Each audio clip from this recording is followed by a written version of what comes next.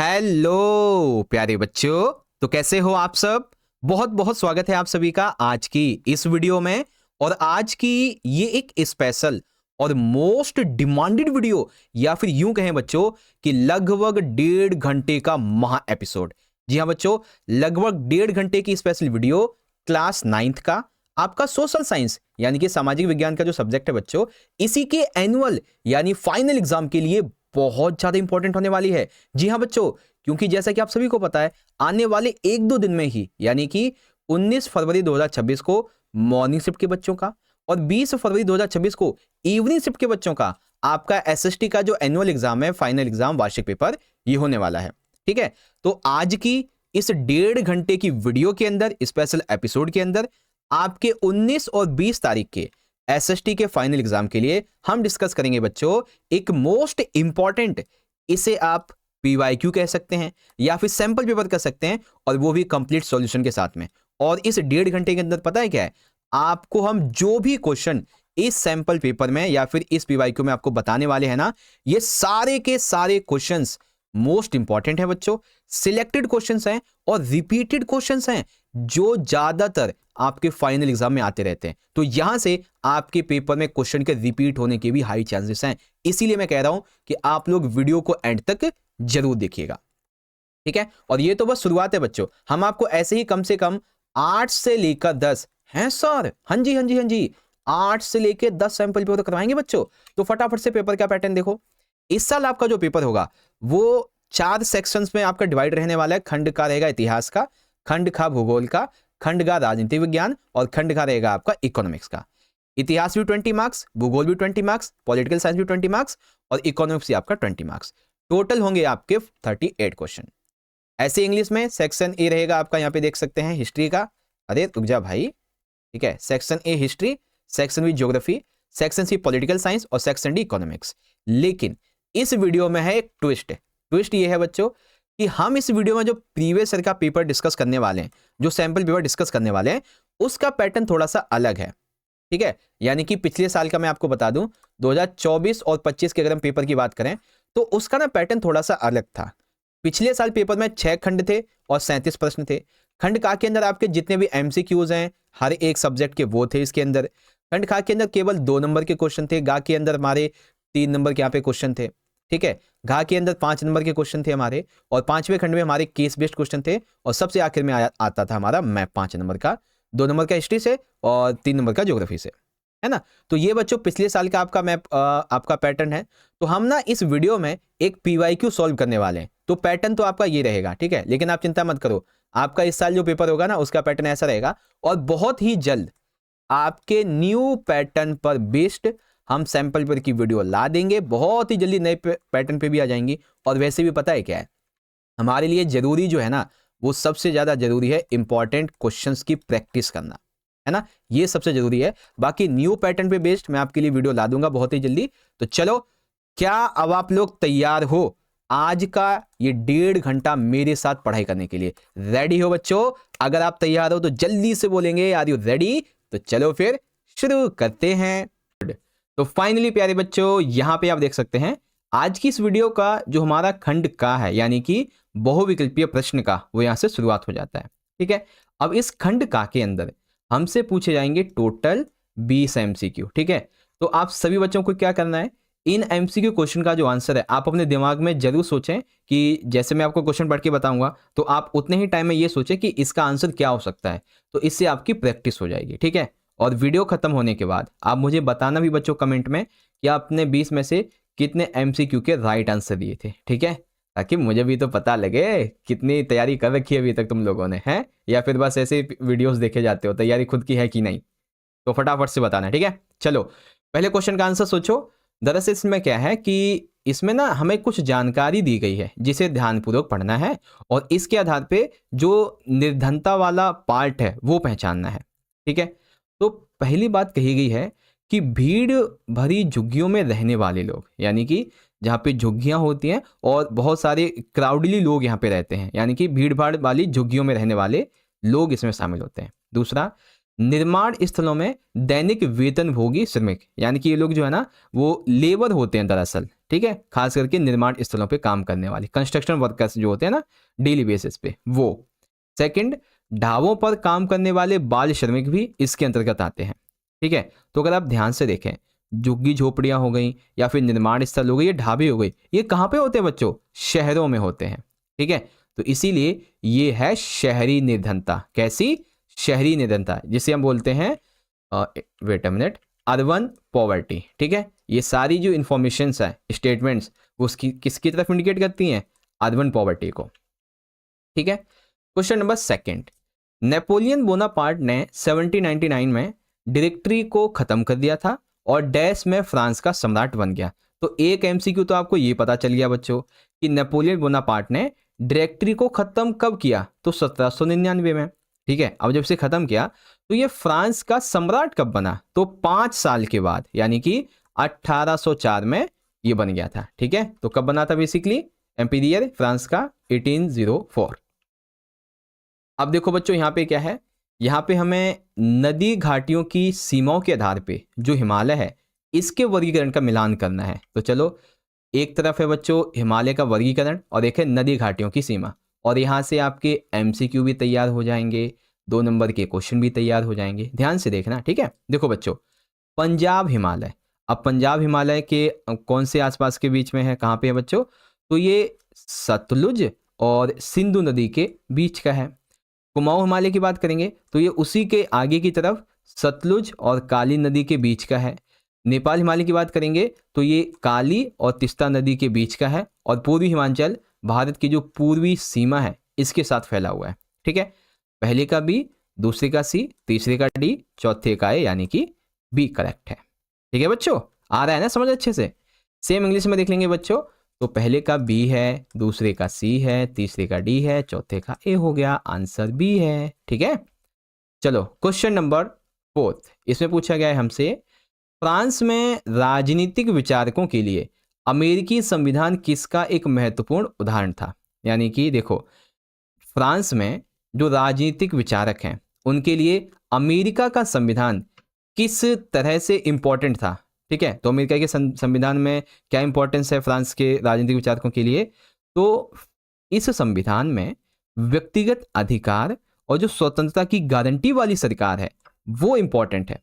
व्यक्तिगत अधिकारों और स्वतंत्रता की गारंटी वाली सरकार वो इंपॉर्टेंट है इनके लिए। ठीक है, सेम इंग्लिश में, government guaranteed individual rights and liberties. Question 5, अब इसमें है बच्चों अभिकथन और कारण। देखो, अभिकथन कहता है कि भारत ने सन 2015 से 2016 में उत्तर प्रदेश और मध्य प्रदेश में खाद्यान्न उत्पादन में सबसे अधिक वृद्धि दर दर्ज की है। यानी कि लगभग 15-16 में यूपी में और एमपी में जो फूड प्रोडक्शन है ये बहुत बढ़ गया है खेती के मामले में। ऐसा हुआ क्यों? ऐसा इसलिए क्योंकि हरित क्रांति की जो सफलता है ये भारत के विभिन्न क्षेत्रों में असमान रूप से वितरित है। ठीक है, जहां यूपी और एमपी में खाद्यान्न फूड प्रोडक्शन बहुत ज़्यादा हुआ, तो वहीं आप पंजाब की तरफ देख लीजिए या फिर आप बिहार की तरफ देख लीजिए, हिमाचल की तरफ देख लीजिए, तो यहाँ पे जो है अच्छा नहीं हुआ। तो यानी कि असमान रूप से इसका लाभ हुआ है, असमान रूप से वितरित है। तो सही बात है, मतलब ए भी सही है, आर भी सही है, और आर ए की सही व्याख्या करता है। ठीक है, चलो सेम देख लेंगे, assertion and reason, right and correct explanation. अब है क्वेश्चन नंबर हमारा यहाँ पे जो है 6। अब ध्यान से सुनो, इस क्वेश्चन 6 के अंदर आपको कई सारी इंफॉर्मेशन मिलेगी। इससे ना सिर्फ आपका एमसीक्यू कंप्लीट होगा, 2 नंबर के आपके 5 क्वेश्चन कंप्लीट हो जाएंगे और 5 नंबर का एक क्वेश्चन भी। कैसे? देखो, पेपर में पूछा जाएगा समानता के अधिकार का वर्णन कीजिए अनुच्छेदों के तहत। तो समानता के अधिकार के जो अनुच्छेद हैं उसके बारे में हमें कुछ कथन दिए गए, इसे ध्यानपूर्वक पढ़ना है। तो समानता का यहाँ पे देखेंगे तो टोटल 5 अनुच्छेदों में ये अधिकार है। अनुच्छेद 14th, 15th, 16th, 17th and 18th। तो हर एक अनुच्छेद में क्या क्या कहा गया बच्चों, इसको देखो। तो अनुच्छेद 14 में कहा गया है विधि अर्थात कानून के समक्ष हर एक भारतीय समान है, कानून के सामने किसी के साथ कोई भेदभाव नहीं। दूसरा, अनुच्छेद 15, इसमें सरकार जो है वो किसी भी नागरिक के साथ में किसी प्रकार का कोई भेदभाव नहीं करेगी, चाहे किसी अवसर के लिए हो, किसी भर्ती के लिए हो, किसी भी आधार पे। अनुच्छेद 16, इसमें अवसर की समानता है, यानी कि हर एक व्यक्ति को बिना जाति धर्म के, बिना किसी भेदभाव के अवसर की समानता मिलेगी। अनुच्छेद 17 क्या कहता है? अस्पृश्यता का अंत, यानी कि समाज में जो छुआछूत थी इसकी समाप्ति, और अगर ऐसा करता हुआ कोई पाया जाता है तो उसे कानूनन दंड देना। ठीक है। फिर अनुच्छेद है आपका यहाँ पे 18, इसमें उपाधियों का अंत कर दिया गया। केवल और केवल शिक्षा के मामले में और सैनिक के मामले में उपाधियां रहेंगी, बाकी सारी उपाधियों को खत्म कर दिया। ठीक है। तो क्वेश्चन 5 नंबर में आएगा कि समानता के अधिकार का अनुच्छेदों सहित वर्णन कीजिए। तो अनुच्छेद 14 में है कानून के समक्ष समानता, 15 में है सरकार के द्वारा भेदभाव की मनाही, 16 में है अवसर की समानता, 17 में है छुआछूत की समाप्ति और 18 में उपाधियों का अंत। ठीक। ये आपके वैसे भी आ सकते हैं कि एमसीक्यू में बताइए कि किस में क्या कहा गया है। तो इसी तरीके से हमारा पहला, दूसरा, तीसरा, चौथा, पांचवा जो भी यहाँ पे इंफॉर्मेशन है वो सारी की सारी एकदम राइट है बच्चों। ठीक है। चलो अब इंग्लिश में देख लेंगे। आर्टिकल 14, 15, 16, 17, 18 ऑल राइट है of the right to equality, that means option A correct है। चलो अब देखेंगे क्वेश्चन नंबर 7 को। इसमें पूछा गया है बच्चों कि नीचे दिए गए विकल्पों में से उस विकल्प का चयन करें जो सभी लोकतांत्रिक व्यवस्थाओं की पहचान के लिए बहुत आवश्यक है। ठीक है। तो हमें उस विकल्प को देखना है जो कि हर एक लोकतंत्र की व्यवस्था के लिए, पहचान के लिए बहुत आवश्यक है। तो जहाँ पे लोकतंत्र होता है वहाँ पे पूंजीपति शासक करते हैं? नहीं। अधिकारी द्वारा शासकों को चुना जाता है? नहीं। सम्राट शासकों को चुनता है? नहीं। बल्कि हम आम लोग अपने शासक को चुनते हैं। जैसे हमारे प्राइम मिनिस्टर हैं, उन्हें हम चुनते हैं, अपने सीएम को हम चुनते हैं, ये चीजें होती हैं। ठीक है। तो बी हो जाएगा। तो ऑप्शन यहाँ पे ये है। अब यहीं पे एक अथवा भी मैंने ले लिया है ताकि आपको थोड़ा अच्छे से और समझा सकूं। तो क्वेश्चन है प्रथम विश्व युद्ध का अंत किस संधि के द्वारा हुआ था? तो बच्चों आप सभी को याद होगा प्रथम विश्व युद्ध 1914 से लेकर 18 तक चला था और 1918 में एक संधि हुई थी जिसके माध्यम से ये युद्ध खत्म हुआ था, वो थी वर्साई की संधि। और यही वर्साई की संधि कारण बनी थी बच्चों सेकेंड वर्ल्ड वॉर की। ठीक है। Treaty of Versailles. Question number 8। अब यहाँ पे आपका 2 नंबर का क्वेश्चन कह लीजिए, 3 नंबर का क्वेश्चन कह लीजिए, ये भी पूरा हो जाएगा क्योंकि पेपर में पूछा जाएगा हिमाचल हिमालय की विशेषताएं लिखिए। तो हिमाचल हिमालय के बारे में यहाँ पे हमें कुछ कथनों को देखना है। तो पहला कथन दे रखा है कि 3700 मीटर से लेके 4500 मीटर ऐसे ऊंचे ऊंचे पर्वत हैं। यहाँ पे पीर पंजाल, धौलाधर और महाभारत की श्रृंखलाएं पाई जाती हैं। कश्मीर, कंगड़ा, कुल्लू की घाटियां यहाँ पे स्थित हैं। तो जितनी भी बातें हिमाचल हिमालय के बारे में बताई गई हैं सब की सब यहाँ पे बिल्कुल सही है। सेम इंग्लिश में देख लेंगे। तो choose the correct statement about Himachal Himalaya. तो all of the above is the right. तो अब हमारा क्वेश्चन नंबर 9 क्या कहता है बच्चों, ध्यान से देखो। निम्नलिखित में से किसके आधार पे वर्ष की ऋतुओं का विभाजन होता है? यानी कि जो हमारी एक साल की ऋतुएं होती है ना, उनका जो विभाजन है वो किस आधार पे होता है? ठीक है। तो किस आधार पे होता है बच्चों? वायुमंडलीय अवस्था के बारे में, यानी कि जो एटमॉस्फेरिक कंडीशन है, एनवायरमेंटल कंडीशन है, वो कैसा है, इसके आधार पे वर्ष की ऋतुओं का विभाजन होता है। चलो अब है क्वेश्चन नंबर 10। इसमें बेसिकली क्या करना है, फिलिंग ब्लैंक्स दिया गया, इसे भरना है। तो क्या भरना होगा?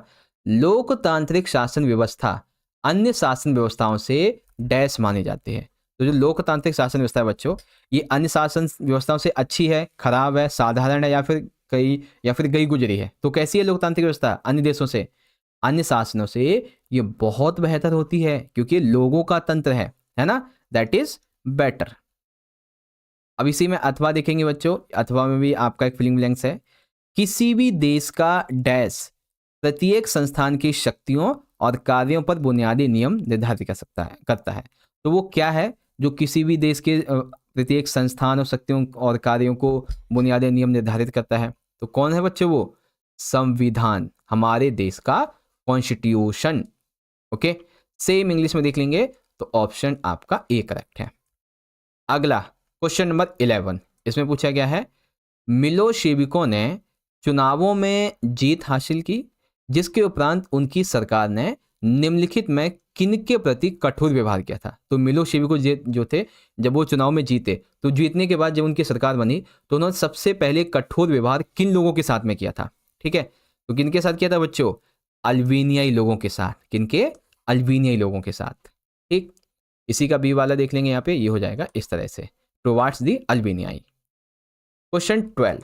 अब इसमें पूछा गया है भारत सरकार के द्वारा खाद्यान्न का जो बफर स्टॉक है, ठीक है, बफर स्टॉक, इसको बनाने का क्या उद्देश्य होता है, क्यों बनाया जाता है आखिर इस बफर स्टॉक को?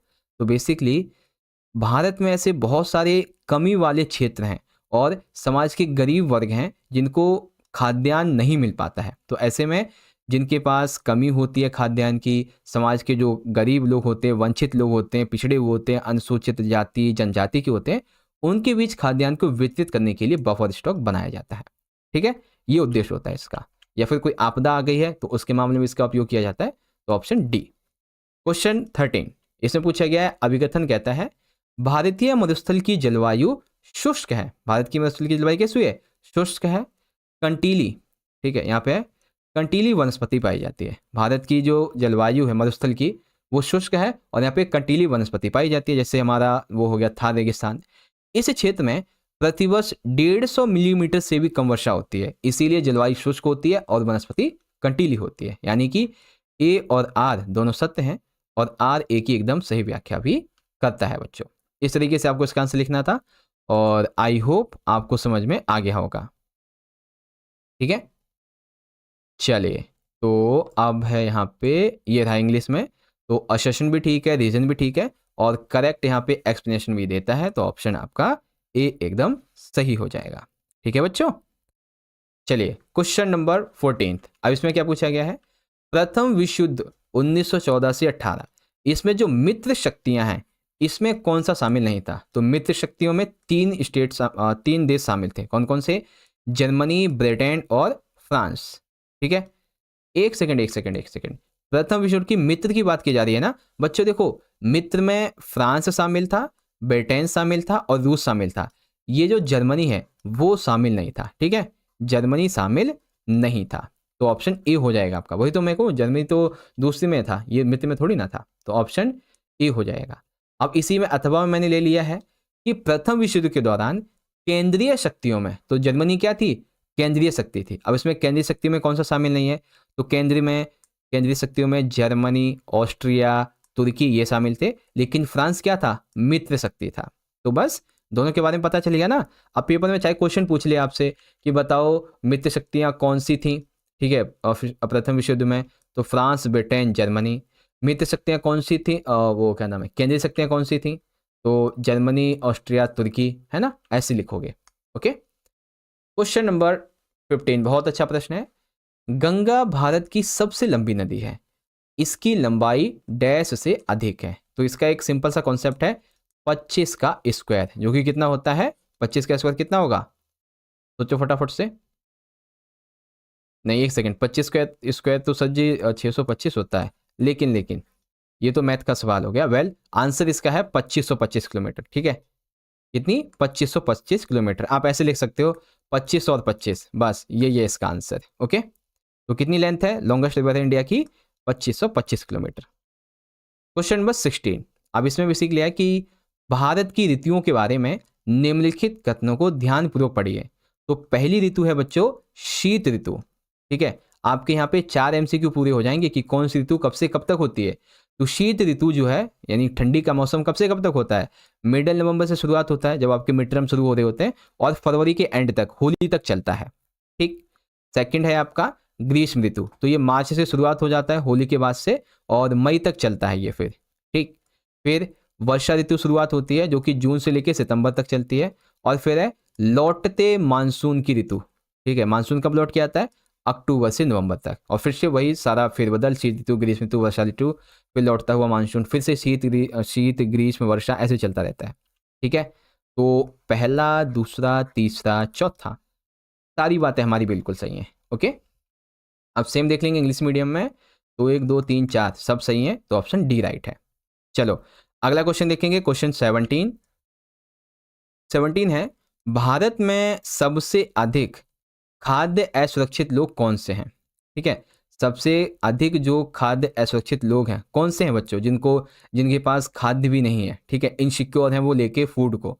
तो ऐसे लोग जो भूमिहीन हैं, यानी कि जिनके पास में अपनी भूमियाँ नहीं हैं, जिनके पास निर्भर करने के लिए बहुत कम या फिर कोई ज़मीन है ही नहीं, यानी कि ऐसे लोग जिनके पास में खास करके थोड़ी बहुत भी ज़मीन है या फिर है ही नहीं एक तरीके से, वो लोग ज़्यादा खाद्य असुरक्षित हैं, क्योंकि उनके पास में खाना तो होगा ही नहीं, तो इसीलिए वो खाद्य असुरक्षित लोग हैं, ठीक है, जिनके पास ज़मीन नहीं है। फिर है क्वेश्चन 18, निम्नलिखित चुनावों से संबंधित कार्यों को उनके क्रम के अनुसार व्यवस्थित करके सही विकल्प का चयन करिए। तो बच्चों, जब चुनाव होते हैं तो सबसे पहले क्या होता है बच्चों? सबसे पहले क्या होता है? सबसे पहले जो है निर्वाचन क्षेत्र तय किया जाता है, ठीक है। सबसे पहले निर्वाचन क्षेत्र तय किया जाता है कि कहाँ पे निर्वाचन किया जाएगा। फिर तय होता है मतदाता सूची, फिर मतदाता सूची तय होती है, मतदाता सूची तय हो गई, फिर उम्मीदवार के द्वारा नामांकन भरा जाता है, फिर प्रोसेस होता है सारा, फिर आखिर में मतदान किया जाता है, फिर होती है मतगणना, यानी कि दूसरा, पहला, तीसरा और चौथा, ठीक है। इस तरीके से आपका ये होगा ऑप्शन ए वाला, ठीक है। सेम इसी को इंग्लिश मीडियम में देखेंगे तो ए वाला जो है आपका यहाँ पे ये हो जाएगा और इजीली आप देख सकते हैं। क्वेश्चन नंबर 19, और ये बहुत ही अच्छा प्रश्न है बच्चों, हिटलर का जन्म कब और कहाँ हुआ था? हिटलर का जन्म कब और कहाँ हुआ था बच्चों? फटाफट बताओ, हिटलर का जन्म कब और कहाँ हुआ था? तो 1889 में ऑस्ट्रिया में हुआ था। कहाँ? ऑस्ट्रिया, 1889। क्वेश्चन नंबर 20, अब इसमें पूछा गया है अक्टूबर क्रांति के बारे में निम्नलिखित कथनों को ध्यानपूर्वक पढ़िए। तो बच्चों, अक्टूबर क्रांति के बारे में हमें कुछ इंफॉर्मेशन दी जा रही है, इसे हम ध्यान से पढ़ते हैं। तो देखो, 1917 की अक्टूबर क्रांति के बाद रूस की जो सत्ता थी उस पर समाजवादियों ने कब्जा कर लिया। तो याद रखना, अक्टूबर क्रांति कब हुई थी? 1917। तो 1917 की जो अक्टूबर क्रांति हुई, इसके बाद रूस की जो सत्ता थी वो किसके हाथों में आ गई? समाजवादियों के हाथों में। फरवरी 1917 में राजशाही के पतन और अक्टूबर की घटनाओं को अक्टूबर क्रांति कहा जाता है, यानी कि फरवरी 1917 में जो राजशाही का पतन हुआ और अक्टूबर में जो घटनाएं हुई उससे अक्टूबर क्रांति कहते हैं।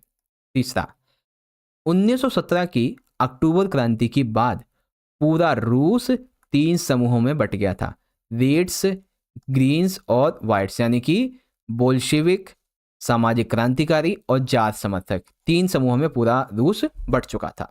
तो यहाँ पे जितनी भी इंफॉर्मेशन अक्टूबर क्रांति के बारे में दी गई है सब हमारी बिल्कुल सही है, ठीक है। तो यहाँ पे देख लेंगे डी वाला जो ऑप्शन है 1, 2, 3 सारा सही है। और सेम इसी को इंग्लिश मीडियम में देखेंगे तो पहला, दूसरा, तीसरा सही है, मतलब सारे सही हैं, तो ऑप्शन डी करेक्ट है, ठीक है।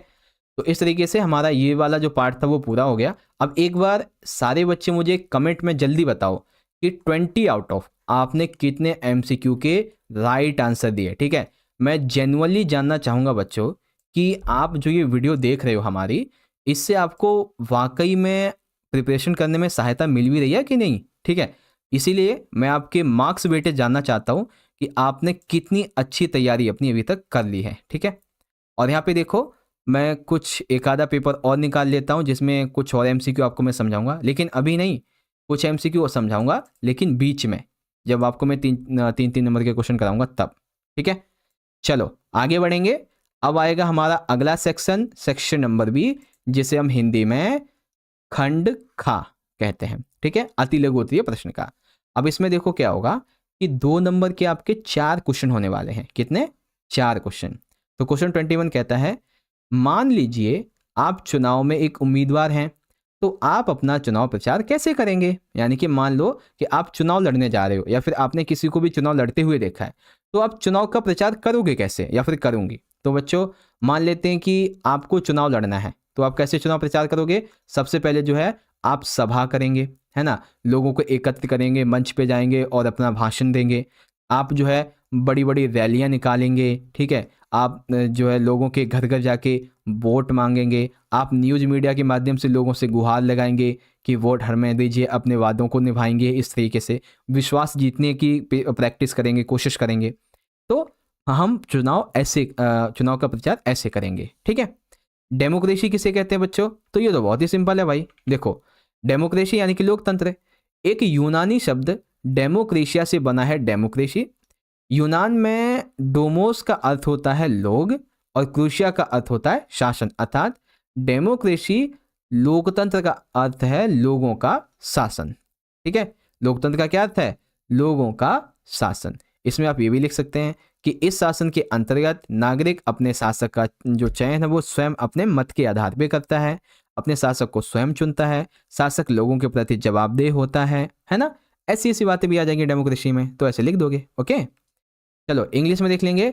Suppose you are a candidate in the election, then how will you campaign for yourself, तो कैसे करोगे बच्चों कैंपेन, ये चीजें लिखी हैं। व्हाट इज डेमोक्रेसी, तो डेमोक्रेसी क्या होती है बच्चों, तो यहां से देख सकते हैं लिखा हुआ है। ठीक है, चलो क्वेश्चन नंबर है 22, बहुत इजी प्रश्न है। औद्योगिक क्रांति के समक्ष क्या क्या समस्याएं थी, यानी कि जो इंडस्ट्रियल रेवोल्यूशन हुआ था बच्चों, इस समय कौन कौन सी समस्या देखने को मिली, तो ऐसी बहुत सारी समस्याएं थी जब इंडस्ट्रियल रेवोल्यूशन हुआ था। क्या, सबसे पहला बेरोजगारी बढ़ गई। ठीक है, क्या हुआ, बेरोजगारी बढ़ गई। बढ़ी क्यों, क्योंकि पहले काम होता था हाथों से ज़्यादातर, अब काम होने लगा है मशीनों से, तो भाई मजदूर की जरूरत नहीं पड़ रही है, कम मजदूर चाहिए, तो इसीलिए बेरोजगारी बढ़ गई। फिर काम की लंबी अवधि, अब लोगों से कम पैसे में ज़्यादा देर तक काम करवाया जाता था, मजदूरी अब कम दी जाने लगी थी। ठीक है, साफ सफाई पर उनका कोई ध्यान नहीं दिया जाता था, और आवाज़ की समस्या बढ़ रही थी क्योंकि लोग जो है झुग्गी झोपड़ियों में रहने लगे थे, और कम पड़ रहा था तो फुटपाथ पे रहने लगे थे, तो आवासों की समस्या बढ़ रही थी। तो बहुत सारी समस्याएं औद्योगिक क्रांति के समक्ष में आई थी। ठीक है, बेरोजगारी, काम की लंबी अवधि, कम मजदूरी, साफ सफाई और आवास। ठीक, इंग्लिश में प्रॉब्लम्स ऑफ इंडस्ट्रियल रिवॉल्यूशन, इस तरीके से। अब यहाँ पे हमारे ना छोटे छोटे 2-3 क्वेश्चन है, इसको ध्यान से देखते हैं। तो 23 कहता है उचित मूल्य की दुकान की आवश्यकता क्या है। ठीक है, उचित मूल्य की दुकान की आवश्यकता क्या है, सरकार सब्सिडी क्यों देती है, आम जनता कब खाद्य असुरक्षा से पीड़ित हो सकती है। तो तीनों प्रश्नों के उत्तर इस तरीके से हैं। देखो, गरीब से गरीब व्यक्ति को भी बाजार मूल्य से कम कीमत पर खाद्यान्न का वितरण सुनिश्चित किया जा सके, इसीलिए उचित मूल्य की दुकान की आवश्यकता पड़ती है। दूसरा, सब्सिडी क्यों देती है, तो यह सुनिश्चित करने के लिए वस्तु की कीमत सबसे गरीब लोगों की पहुंच में होनी चाहिए। ठीक है, सब्सिडी क्यों देती है कि वस्तु की जो कीमत है वो गरीब से गरीब लोगों तक उसकी पहुंच होनी चाहिए। फिर खाद्य असुरक्षा से लोग पीड़ित कब हो सकते हैं, तो जब भी भूकंप आ जाए, सूखा पड़ जाए, बाढ़ आ जाए, सुनामी आ जाए, अकाल पड़ जाए, यानी कि कोई भी बहुत बड़ा इंसिडेंस हो जाए, तब लोग जो है खाद्य असुरक्षा से जूझते हैं। तो ऐसे में जो बफर स्टॉक है सरकार के द्वारा बनाया गया, वो जो है ऐसे कामों में उपयोग में लाया जाता है। ठीक है, इस तरीके से। चलो अब इसका देखेंगे हम इंग्लिश मीडियम में।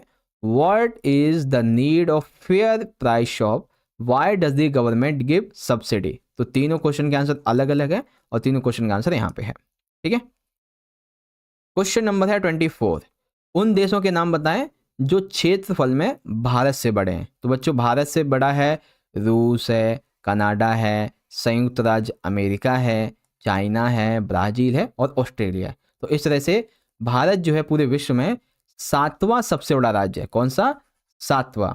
इकोनॉमिकली देखा जाए तो 5वां है, जनसंख्या के हिसाब से दूसरा है। ठीक है, ये पॉपुलेशन के हिसाब से है, ये एरिया के हिसाब से है, और 5वें नंबर पे इकोनॉमी के हिसाब से है।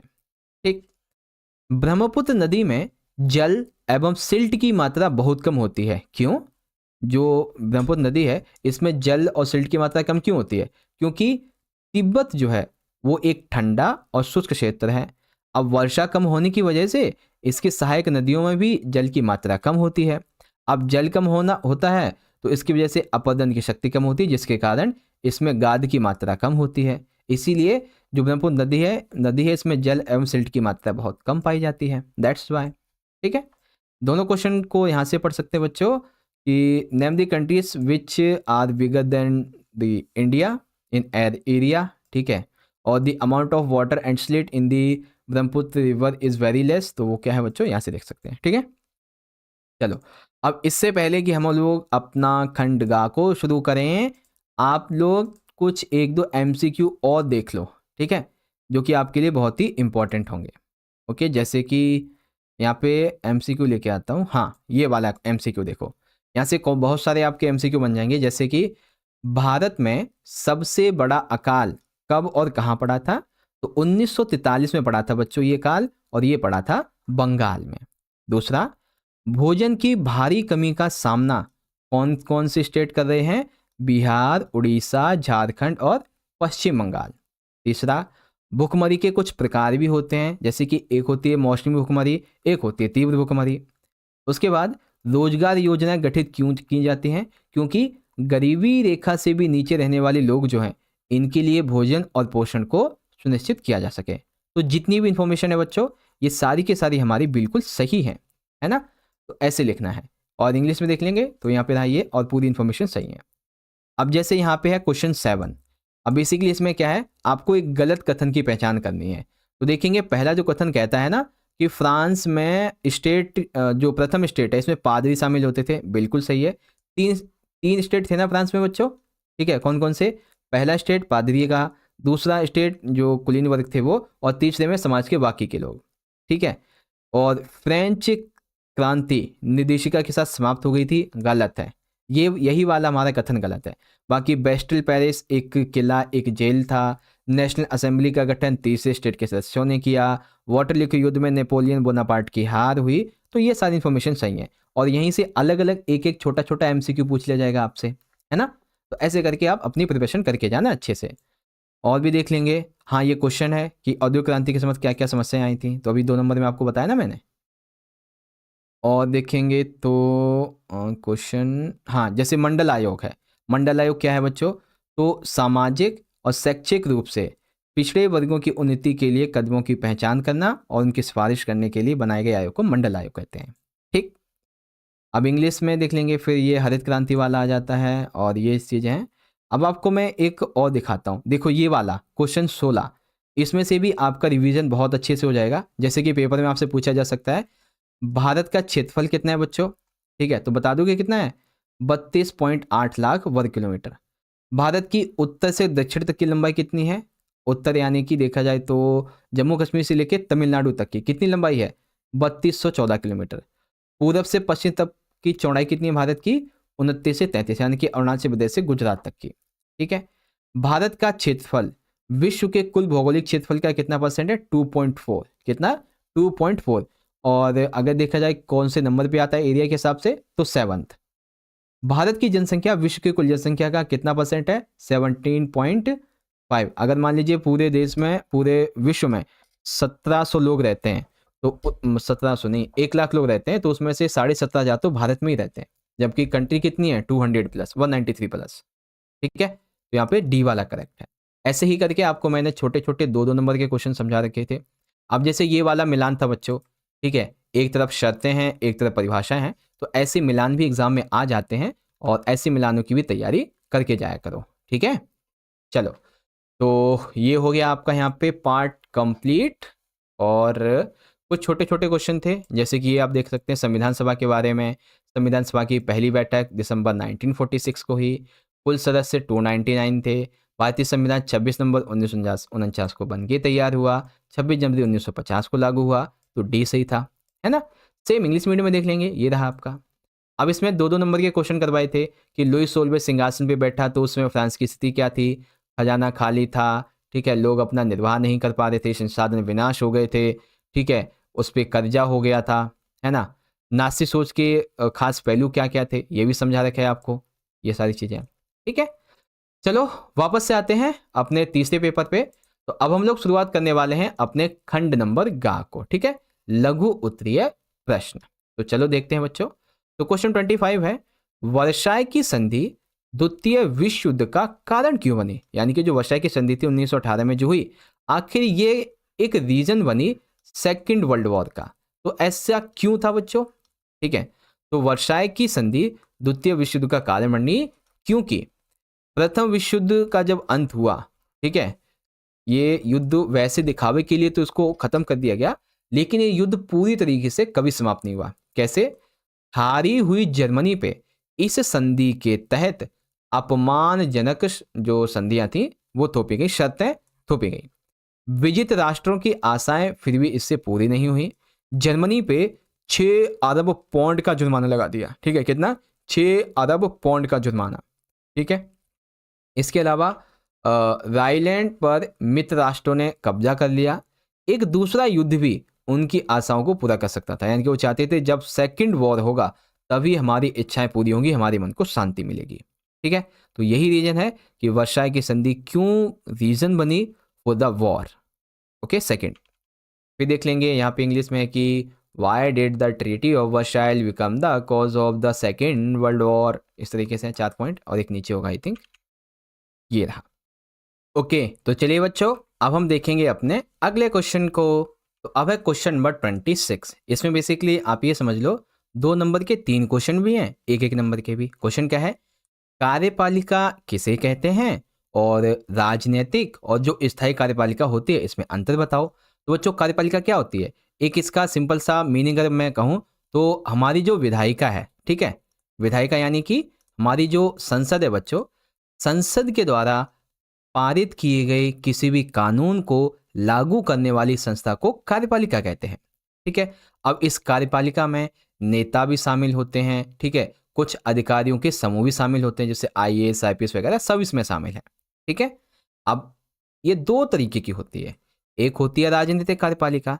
इस राजनीतिक का मतलब क्या हो गया कि ऐसी कार्यपालिका, ऐसे कार्यपालिका के लोग नेता वगैरह जिनको जनता ने चुना है एक खास अवधि के लिए, फिर चाहे वो 5 साल के लिए हो, चाहे वो 2 साल के लिए हो, व्हाटएवर। ठीक है, इनका टाइम पीरियड बहुत कम होता है, अस्थायी होते हैं ये। फिर स्थायी कार्यपालिका, ये लंबे समय तक नियुक्त होते हैं। नियुक्त यानी कि ये पूरी तरीके से अब तभी जो है अपने पद से हटेंगे जब ये रिटायरमेंट लेंगे। ठीक है, तो लंबे समय के लिए नियुक्त लोक सेवाओं में काम करने वाले सिविल सर्वेंट राजनीतिक कार्यपालिका के तहत काम करते हैं।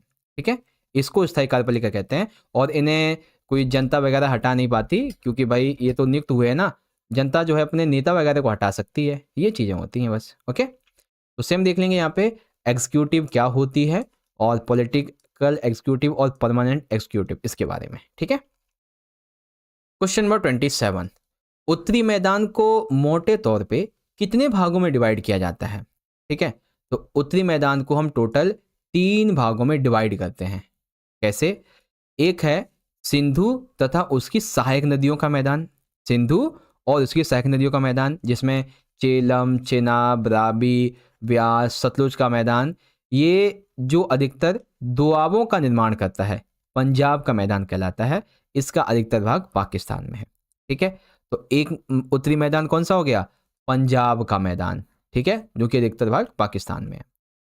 दूसरा जो मैदान है बच्चों, दूसरे मैदान को हम लोग जो है ना किस नाम से जानते हैं, गंगा मैदान के नाम से। ठीक है, गंगा, घग्गर, तीस्ता नदियों के बीच स्थित जो मैदान है उसे गंगा के मैदान के नाम से जानते हैं। इस क्षेत्र में भारत के राज्य हरियाणा, दिल्ली, यूपी, बिहार, झारखंड और कुछ भाग पश्चिम बंगाल में आता है। ब्रह्मपुत्र का मैदान, ब्रह्मपुत्र क्षेत्र का जो भाग असम में है, ठीक है, मतलब ब्रह्मपुत्र का क्षेत्र विशेषता असम, जो असम वाला, उसको असम का मैदान कहते हैं। ठीक है, इस तरीके से तो ये इसको 3 पार्ट में डिवाइड करते हैं उत्तरी मैदान को मोटे तौर पे। अथवा हिमाद्री की कोई 3 विशेषताएं बताओ, तो हिमाद्री की क्या क्या इंपॉर्टेंस है बच्चों, ये भी देख लीजिए। देखो बच्चों, हिमाद्री की विशेषताएं, यह सबसे अधिक सतत श्रृंखला जिसमें 6000 मीटर की औसत ऊंचाई वाले सर्वाधिक ऊंचे शिखर हैं। हिमाद्री की विशेषता है बच्चों, यह सबसे अधिक सतत श्रृंखला जिसमें 6000 मीटर की औसत ऊंचाई वाले सर्वाधिक ऊंचे शिखर होते हैं। उसमें हिमालय के सभी मुख्य शिखर भी शामिल होते हैं। हिमालय के यह भाग क्रोड ग्रेनाइट से बना हुआ है। यह श्रृंखला सदैव बर्फ से ढकी रहती है तथा इससे बहुत सी हिमानियों का प्रभाव भी होता है। ठीक है, तो ये होती है हिमाद्री की विशेषता। ओके बच्चों, तो इस तरीके से दोनों आपकी ज्योग्राफी के क्वेश्चन हो गए। अब इसका इंग्लिश मीडियम देखेंगे।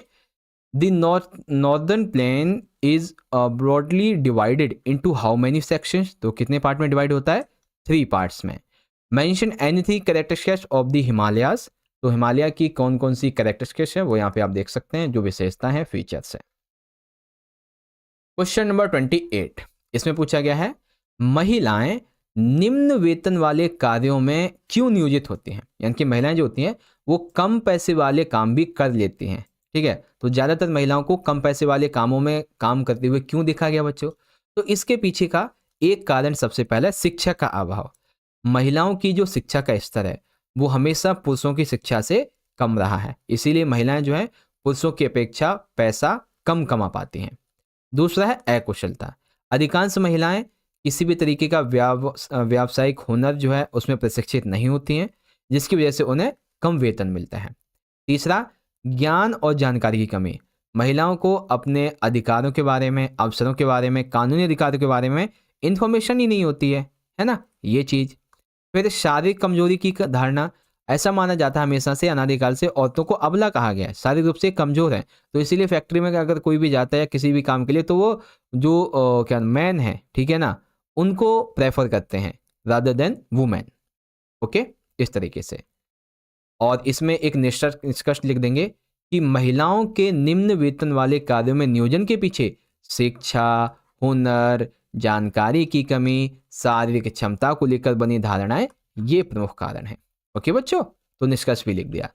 अब इसी का इंग्लिश मीडियम देखेंगे बच्चों। Why are women employed in low paid jobs. तो वो लो पेड जॉब में क्यों काम करती हैं? तो लैक ऑफ एजुकेशन, ठीक है, inefficiency, lack of knowledge and information, perception of physical weakness, ऐसी चीजें हैं। ओके, समझ गए? चलो एक आखिरी क्वेश्चन है, फिर हमारा ये पार्ट यहाँ पे कंप्लीट हो जाएगा, फिर अगली वीडियो में देखेंगे। 29, समय समय पर अदालतों ने ऐसे फैसले दिए हैं जिससे अधिकारों का दायरा बढ़ा है, ऐसे 2-3 अधिकारों के विषय में बताओ। अर्थात देखो, कई बार क्या होता है, हमारे जो मौलिक अधिकार हैं इनका उल्लंघन होता है तो हम जाते हैं अदालत। तो अदालत यानी कि कोर्ट, चाहे वो हाई कोर्ट हो या फिर सुप्रीम कोर्ट, तो वो जो है ना कुछ अपने फैसले सुनाती है जिससे हमारे अधिकार और मजबूत हुए, उनकी संख्या भी बढ़ी है। तो उन्हीं में से आपको 2-3 को बारे में बताना है। तो देखो बच्चों, एक सबसे पहला है निजता का अधिकार, यानी कि राइट टू प्राइवेसी। प्राइवेसी का जो राइट है वो इसी के तहत हमें मिला और राइट टू प्राइवेसी अधिकार और ज़्यादा मजबूत हुआ। इसके अलावा स्वच्छ पर्यावरण का अधिकार, यानी कि भारत के सभी नागरिकों को एक अच्छा पर्यावरण पाने का अधिकार है, वो भी इसी के तहत मिला। पर्याप्त आवास का अधिकार, यानी कि एक व्यक्ति को कम से कम इतना तो घर मिलना चाहिए कि वो आसानी से अपना रह सके, गुजर बसर कर सके, ठीक है। काम का अधिकार, यानी कि हर एक व्यक्ति को कोई ना कोई काम वो जो चाहे सो कर सकता है काम, है ना। इसके अलावा सभी नागरिकों को पर्याप्त भोजन और पानी का अधिकार दिया जाना और स्वास्थ्य सेवाओं का अधिकार देना, ये इसमें शामिल है, ठीक है।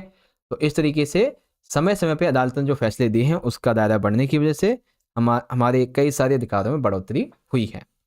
सेम इंग्लिश मीडियम में देख लेंगे। From time to time the courts have given such decisions which have increase the scope of rights, tell about 2-3 such rights. इसके बारे में बताना है। तो बस यही था आज का ये वीडियो, और इसको एंड करने से पहले आप चाहें तो पिछले क्वेश्चन जो हैं वो भी देख सकते हैं। अभी आपको मैं दिखा देता हूँ 3 नंबर के। जैसे कि आप यहाँ पे देख सकते हैं, क्वेश्चन है हमारा 25, रूस के सामाजिक, आर्थिक और राजनीतिक हालात 1905 से कैसे पहले थे। तो सामाजिक की बात करेंगे तो रूस में जो गांव थे, ठीक है, रूस के समाज में गांव, मजदूर, अभिजात वर्ग और चर्च, इनके बीच में बहुत ही गहरी दूरी थी। आर्थिक हालत की बात करेंगे तो 85% तक जनसंख्या जो थी वो कृषि के कामों में लगी थी और कारखानों से होने वाला लाभ केवल मालिकों के पास होता था। राजनीतिक हालत की बात करेंगे तो मजदूर हो गए, भूमिहीन किसान हो गए, महिलाएं हो गई, इनकी भागीदारी बहुत ही कम थी, ठीक है, 1905 से पहले कहाँ पे, रूस में। फिर ये पॉइंट आपका यहाँ पे हो जाता है इजीली, और आशा करता हूँ आप समझ गए होंगे आसानी से, है ना। चलो, और उसके बाद में एक सेकेंड, कहाँ चला गया वो वाला, हाँ हाँ ये रहा, एक सेकेंड, हाँ, ये वाला जो क्वेश्चन है ना बच्चों, झीलें मानव के लिए महत्वपूर्ण क्यों है। तो देखो यहाँ पे लिखा हुआ मैंने, झीलें मानव के लिए क्यों महत्वपूर्ण है, सारी चीज़ें। ओके, फिर स्वतंत्र और निष्पक्ष चुनाव कराने के समक्ष क्या क्या चुनौतियां आती हैं बच्चों, है ना। तो चुनौतियां क्या क्या आती हैं बच्चों, गलत तरीके से चुनाव करना, कोई भी उम्मीदवार या कोई दल करता है तो। ओके, इसके अलावा आपराधिक पृष्ठभूमि वाले उम्मीदवारों को टिकट प्राप्त करने से रोकना, चुनाव में जनता के समक्ष उम्मीदवारों के ढंग के विकल्प प्रस्तुत करना, बड़ी पार्टियों के द्वारा छोटे दलों व निर्दलीय उम्मीदवारों को परेशान करने से रोकना, ठीक है, ये बातें आती हैं दरअसल सामने निकल के। ओके, सेम इंग्लिश में देख लेंगे। What are the challenges before free and fair elections, ठीक है, तो क्या क्या चैलेंजेस होते हैं ये पढ़ सकते हैं। फिर यहाँ पे पॉइंट था प्रधानमंत्री रोजगार योजना के बारे में और ग्रामीण स्वरोजगार स्वर्ण जयंती के बारे में। तो दोनों योजनाओं के बारे में क्या क्या बातें हैं, क्या हैं, सारी चीज़ें आप पढ़ सकते हैं, मैंने ऑलरेडी आपको समझा रखी है। ओके, तो फाइनली प्यारे बच्चों यहाँ पे आप देख सकते हैं आज की इस वीडियो का और इस सैंपल व्यूअर का हमारा जो चौथा खंड है, खंड नंबर घ दीर्घवृत्तीय प्रश्न का, वो यहाँ से शुरुआत हो जाता है। ठीक है बच्चों, ध्यान से सुनो। ये जो अभी आपको 9वां सैंपल क्वेश्चन पेपर हम आपको करवा रहे हैं ना, इसी पेपर में आपको मैं पिछले कम से कम 3 से 4 सैंपल पेपर जो हैं उनके भी क्वेश्चन रिव्यू करवा दूंगा, रिवाइज करवा दूंगा, ताकि उनकी भी तैयारी हो जाए। और जो इस पेपर में कर रहे हैं वो तो बहुत इंपॉर्टेंट है।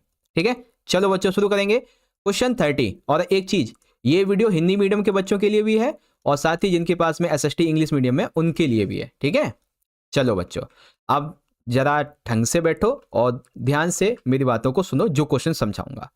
Question number 30। 1930 तक आते आते जर्मनी में नासीवाद को लोकप्रियता क्यों मिली? यानी कि 1930 तक जर्मनी में जो नासीवाद था ये ज्यादा पॉपुलर क्यों होने लगा? क्या रीजन थे बच्चों इसके? तो बहुत ही सिंपल रीजन है। और देखो मैंने पता है क्या किया है, मैंने आपको अच्छे से समझाने के लिए उसके छोटे छोटे की पॉइंट बना दिए हैं। ठीक है, जैसे कि 1930 तक आते आते जर्मनी में नासीवाद को लोकप्रियता मिलने के कई कारण थे, जैसे कि वर्साय की संधि है, आर्थिक संकट पड़ गया था, राजनीतिक उथल पुथल मची हुई थी, लोकतंत्र में लोगों के विश्वास की कमी हो रही थी, वाइमर गणराज्य की विफलता थी, हिटलर का व्यक्तित्व वगैरह, है ना, ये चीजें हैं। तो अब इसको अच्छे से एक्सप्लेन कर देंगे तो पूरे 5 नंबर मिल जाएंगे। अब देखो बच्चों, वर्साय की संधि। वर्साय की संधि जर्मनों के लिए कठोर थी और बहुत ही अपमानजनक शर्तें थोपी गई थी, है ना, जिससे कि जब हिटलर जर्मनी का शासक बना तो लोगों ने उसे अपनी खोई हुई प्रतिष्ठा पुनः दिलाने के प्रतीक के रूप में देखा, इसीलिए लोगों ने हिटलर का समर्थन किया। सेकंड, आर्थिक संकट। अब 1929 से 33 के दौरान वैश्विक आर्थिक संकट ने जर्मनी की अर्थव्यवस्था को बहुत गहरा धक्का दिया। ठीक है, बहुत गहरे संकट में डाल दिया। अब इससे क्या हुआ? अति मुद्रास्फीति हो गई। मुद्रास्फीति का मतलब होता है कि बहुत ज्यादा पैसे की कमी होना और महंगाई का बढ़ जाना। तो इसकी वजह से नाजीवाद आंदोलन जो था, ये नाजीवाद आंदोलन बन गया। फिर नाजी प्रोपेगेंडा ने बेहतर भविष्य की आशा जगाई। ठीक है, तो इस तरीके से जो नाजी प्रोपेगेंडा है वो धीरे धीरे करके उभर रहा था। ठीक है, शुरुआत कहाँ से हुई? हिटलर से। और फिर जो क्या नाम है, जब आर्थिक संकट पड़ा ना, तो आंदोलन जो थे वो नाजी प्रोपेगेंडा को और अच्छा बनाने लगे। सेकंड, राजनीतिक उथल पुथल। जर्मनी में विभिन्न राजनीतिक दलों के बीच में बहुत सारे मतभेद थे। ठीक है, जिससे सरकार बहुत ज्यादा कमजोर हो गई और इसी कमजोरी का फायदा उठा लिया नाजियों ने और फिर सत्ता प्राप्त कर ली। ठीक है, पहले आंदोलन किए और सीधा फिर जो है सत्ता प्राप्त कर ली इन्होंने। तो ऐसे ही ये बहुत ज्यादा विस्तृत हुए। फिर लोकतंत्र में और विश्वास में कमी। जर्मनी लोग जो थे, आप सभी को पता है, वर्साय की संधि थोपी गई थी, तो बहुत ज्यादा इनका जो है लोकतांत्रिक संस्थाओं में विश्वास नहीं था। ठीक है, और वे हिटलर को अपने सपने साकार करने की क्षमता वाले नेता के रूप में देखते थे, इसीलिए। फिर है वाइमर गणराज्य की विफलता। देखो, जब वाइमर गणराज्य बना, ठीक है, तो बहुत महंगाई थी उसमें, बेरोजगारी बहुत थी, आर्थिक स्थिति उसकी खराब थी, तो जनता का विश्वास टूटता जा रहा था। इसीलिए हिटलर इनके लिए एक नेता के रूप में निकल के आया। ठीक है, और सभी ने हिटलर को समर्थन दिया। फिर हिटलर का व्यक्तित्व तो सबसे जरूरी है। हिटलर एक प्रभावशाली वक्ता था, संगठक था, कार्यकुशल नेता था। वह अपने जोश से भरे भाषणों में जनता को आकर्षित कर लेता था और उसने शक्तिशाली राष्ट्र बनाने की, वर्साय संधि के अन्याय का बदला लेने की, जर्मनी की खोई हुई प्रतिष्ठा पुनः स्थापित करने का वादा किया। और इसी व्यक्तित्व और कार्यों ने जर्मनी में नाजीवाद को लोकप्रियता दी। ठीक है, तो इस तरीके से बच्चों नाजीवाद जर्मनी में लोकप्रिय हुआ था। अब छोटे छोटे की पॉइंट्स हैं, इजीली आप समझ जाओगे, है ना, इसीलिए देखो मैंने हाईलाइट भी कर दिया है ताकि कोई दिक्कत ना हो आपको समझने में। ठीक, अथवा में देखेंगे अक्टूबर 1917 की क्रांति क्या थी और अक्टूबर क्रांति 1917 के बाद क्या क्या बदल गया। तो पहले बताओ ये क्रांति थी क्या, फिर इसके बाद में क्या क्या चेंज हो गया था, ये बताइए। तो चलो देखते हैं बच्चों। देखो, सबसे पहले समझेंगे कि अक्टूबर 1917 की क्रांति थी क्या और फिर इसके बाद क्या हुआ था। तो देखो बच्चों, जैसे जैसे अंतरिम सरकार और बोल्शेविकों के बीच में टकराव बढ़ता गया, लेनिन को अंतरिम सरकार द्वारा तानाशाही थोप देने की आशंका दिखाई देने लगी। ठीक है, जैसे अंतिम सरकार थी लेनिन की और बोल्शेविक, इनके बीच में थोड़ा सा टकराव बढ़ता गया, दूरियां बढ़ती चली गई। और ऐसे में लेनिन की अंतिम सरकार को ये लगा कि अब उन पर तानाशाही थोप दी जाएगी। इसी को देखते हुए 16 अक्टूबर 1917 को लेनिन ने पेट्रोग्राद सोवियत और बोल्शेविक पार्टी को सत्ता पर कब्जा करने के लिए राजी कर लिया। 24 अक्टूबर को विद्रोह शुरू हो गया और शाम ढलते ही पूरा शहर बोल्शेविकों के नियंत्रण में आ चुका था और मंत्रियों ने आत्मसमर्पण कर दिया था। अन्य शहरों में भी बगावत होने लगी थी। इसे ही अक्टूबर की क्रांति कहा जाता है। अब ये जब अक्टूबर की क्रांति हुई तो इससे क्या, जब ये क्रांति समाप्त हुई तो उसके बाद में क्या हुआ, ठीक है, क्या परिणाम निकले? तो परिणाम ये निकला कि जो निजी संपत्ति थी, ठीक है, निजी संपत्तियां वो खत्म कर दी गई। ज्यादातर जो उद्योग थे, जो बैंक थी, इनका राष्ट्रीयकरण कर दिया गया, यानी कि सरकार ने अपने कब्जे में ले लिए। जमीन को सामाजिक संपत्ति घोषित कर दिया गया, ठीक है, और सामंतों की जमीन कब्जे आ ली गई, ठीक है। जमीन जो थी वो समाज के लोगों की संपत्ति घोषित कर दी गई और जो सामंती लोग थे ना, बड़े बड़े, जिनको लूट खसोट करके अपनी जमीन पर लोगों से काम करवाते थे, है ना, तो उनकी जमीन कब्जा ली गई। जीवन के सभी क्षेत्रों पे सेंसरशिप लगा दी गई, यानी कि सभी से जीवन के जितने भी वैसे अधिकार थे उन सभी पे सेंसरशिप लगा दी, ठीक है। और पुरानी पदवियों को प्रयोग पे रोक लगा दी गई और साथ ही साथ रूस एक दलीय व्यवस्था वाला देश बन गया। अब वहां पे केवल एक ही पार्टी शासन कर सकती थी, दैट इज कम्युनिस्ट पार्टी। रूस ने जर्मनी के साथ शांति संधि हस्ताक्षर कर ली और फिर रूस में धीरे धीरे करके गृहयुद्ध भी चलते रहे। तो ये थी 1917 की अक्टूबर क्रांति के बाद की सिचुएशन, ठीक। अब सेम इसी को इंग्लिश मीडियम में देखेंगे बच्चों। Why did Nazism gain popularity in Germany by 1930? तो किस किस तरीके से वर्साई की संधि की बात आ जाएगी। इकोनॉमिक क्राइसिस कैसे कैसे हुए थे, ठीक है। पॉलिटिकल टर्मोइल क्या थे, lack of faith in democracy, Hitler's personality कैसी थी, इसके बारे में, ठीक। सेम इंग्लिश में देखेंगे। सेकंड क्वेश्चन, अक्टूबर रेवोल्यूशन था क्या और इसके बाद में क्या क्या बदला, तो उसके बारे में ये चीजें हैं, ठीक है, कोई डाउट नहीं है। चलिए अगला क्वेश्चन देखेंगे बच्चों। बहुत अच्छा प्रश्न है और ऐसा क्वेश्चन जिसमें आपको डेटा बहुत सारा लिखना होता है, कई बार पेपर में आ जाता है, ठीक है। तो क्वेश्चन 31 क्या कहता है, वैश्विक निर्धनता की प्रवृत्तियों पर उदाहरण सहित विस्तार से चर्चा कीजिए। यानी कि वैश्विक लेवल पे जो निर्धनता है, जो गरीबी है, उसको एग्जाम्पल के तहत आपको समझाना है। तो लिखेंगे कैसे, मानव पूंजी निर्माण में शिक्षा। एक सेकेंड, ये तो सेकंड क्वेश्चन है ना, रुको पहले समझते हैं कि वैश्विक निर्धनता की जो प्रवृत्तियां हैं वो कैसी हैं पूरे विश्व में। यानी कि निर्धनता मतलब विश्व में भी गरीबी फैली हुई है, उसी के बारे में बताना है। तो देखो यहाँ पे जो हमारी विश्व बैंक है उसने ये कहा कि यदि कोई भी व्यक्ति प्रतिदिन $1 का मतलब, अभी मैं इंडिया की बात करूं तो इंडिया के हिसाब से 46.50 रुपये है, ठीक है, 86.50 रुपये। $1 इक्वल टू, अभी जैसे मैं ये 2025 की बात कर रहा हूँ, ठीक है, फरवरी मंथ 14 की। और अगर कोई व्यक्ति $1 प्रतिदिन कम से में अपना जीवन यापन करता है, $1 से भी, तो वो आएगा निर्धनता की श्रेणी में। विकासशील देशों में 1990 में ये जो गरीबी थी ये 28% से घट के 2001 में 21% हो गई थी। हालांकि 1980 में वैश्विक निर्धनता में कमी भी आई थी, लेकिन इसमें क्षेत्रीय विविधता थी। यानी कि देखो जो देश अभी विकास कर रहे हैं वहां पे भी गरीबी घटी। कब घटी? 1990 से 2001 तक के बीच में, ठीक है। हालांकि 1990 भी 1980 में ना पूरे विश्व के देशों में गरीबी में कमी आई, लेकिन कहीं पे कम में कमी आई, कहीं में ज़्यादा में कमी आई। अब कैसे? एग्जाम्पल के लिए देखो, जैसे चाइना हो गया, दक्षिणी पूर्वी एशिया हो गई, यहाँ पे इन देशों ने अपना तीव्र विकास किया, ठीक है, और मानव संसाधन पर निवेश के कारण निर्धनता में कमी आई। मानव संसाधन यानी कि उनके ज्ञान पे, उनके कौशल पे, उनकी शिक्षा पर, उनके स्वास्थ्य पे, उन्हें उद्योगपति बनाने में, ये होती, इसको बोलते हैं मानव संसाधन, है ना। तो उन पे ज़्यादा काम किया गया तो सिंपल सी बात है वो गरीब कम हुए फिर, है ना, उन्होंने अपना रोजगार वगैरह खोल लिया। चाइना में देखें तो 1981 में जहाँ 60.6 करोड़ लोग थे, ठीक है, गरीबी निर्धनता रेखा के नीचे, वो सिर्फ 2001 में यानी कि 20 साल के बाद मात्र 21 पॉइंट बचे, है ना। तो सोच लो कितनी % कम हो गई थी।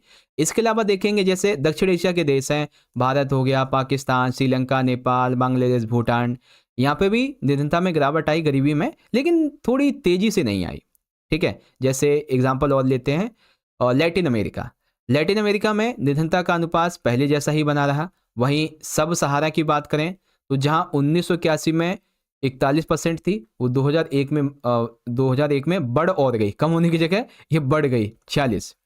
विश्व विकास रिपोर्ट, ह्यूमन डेवलपमेंट रिपोर्ट की बात करें तो नाइजीरिया, बांग्लादेश, भारत, यहाँ पे अभी भी बहुत सारे लोग $1 से भी कम रुपए में जीवन यापन करते हैं।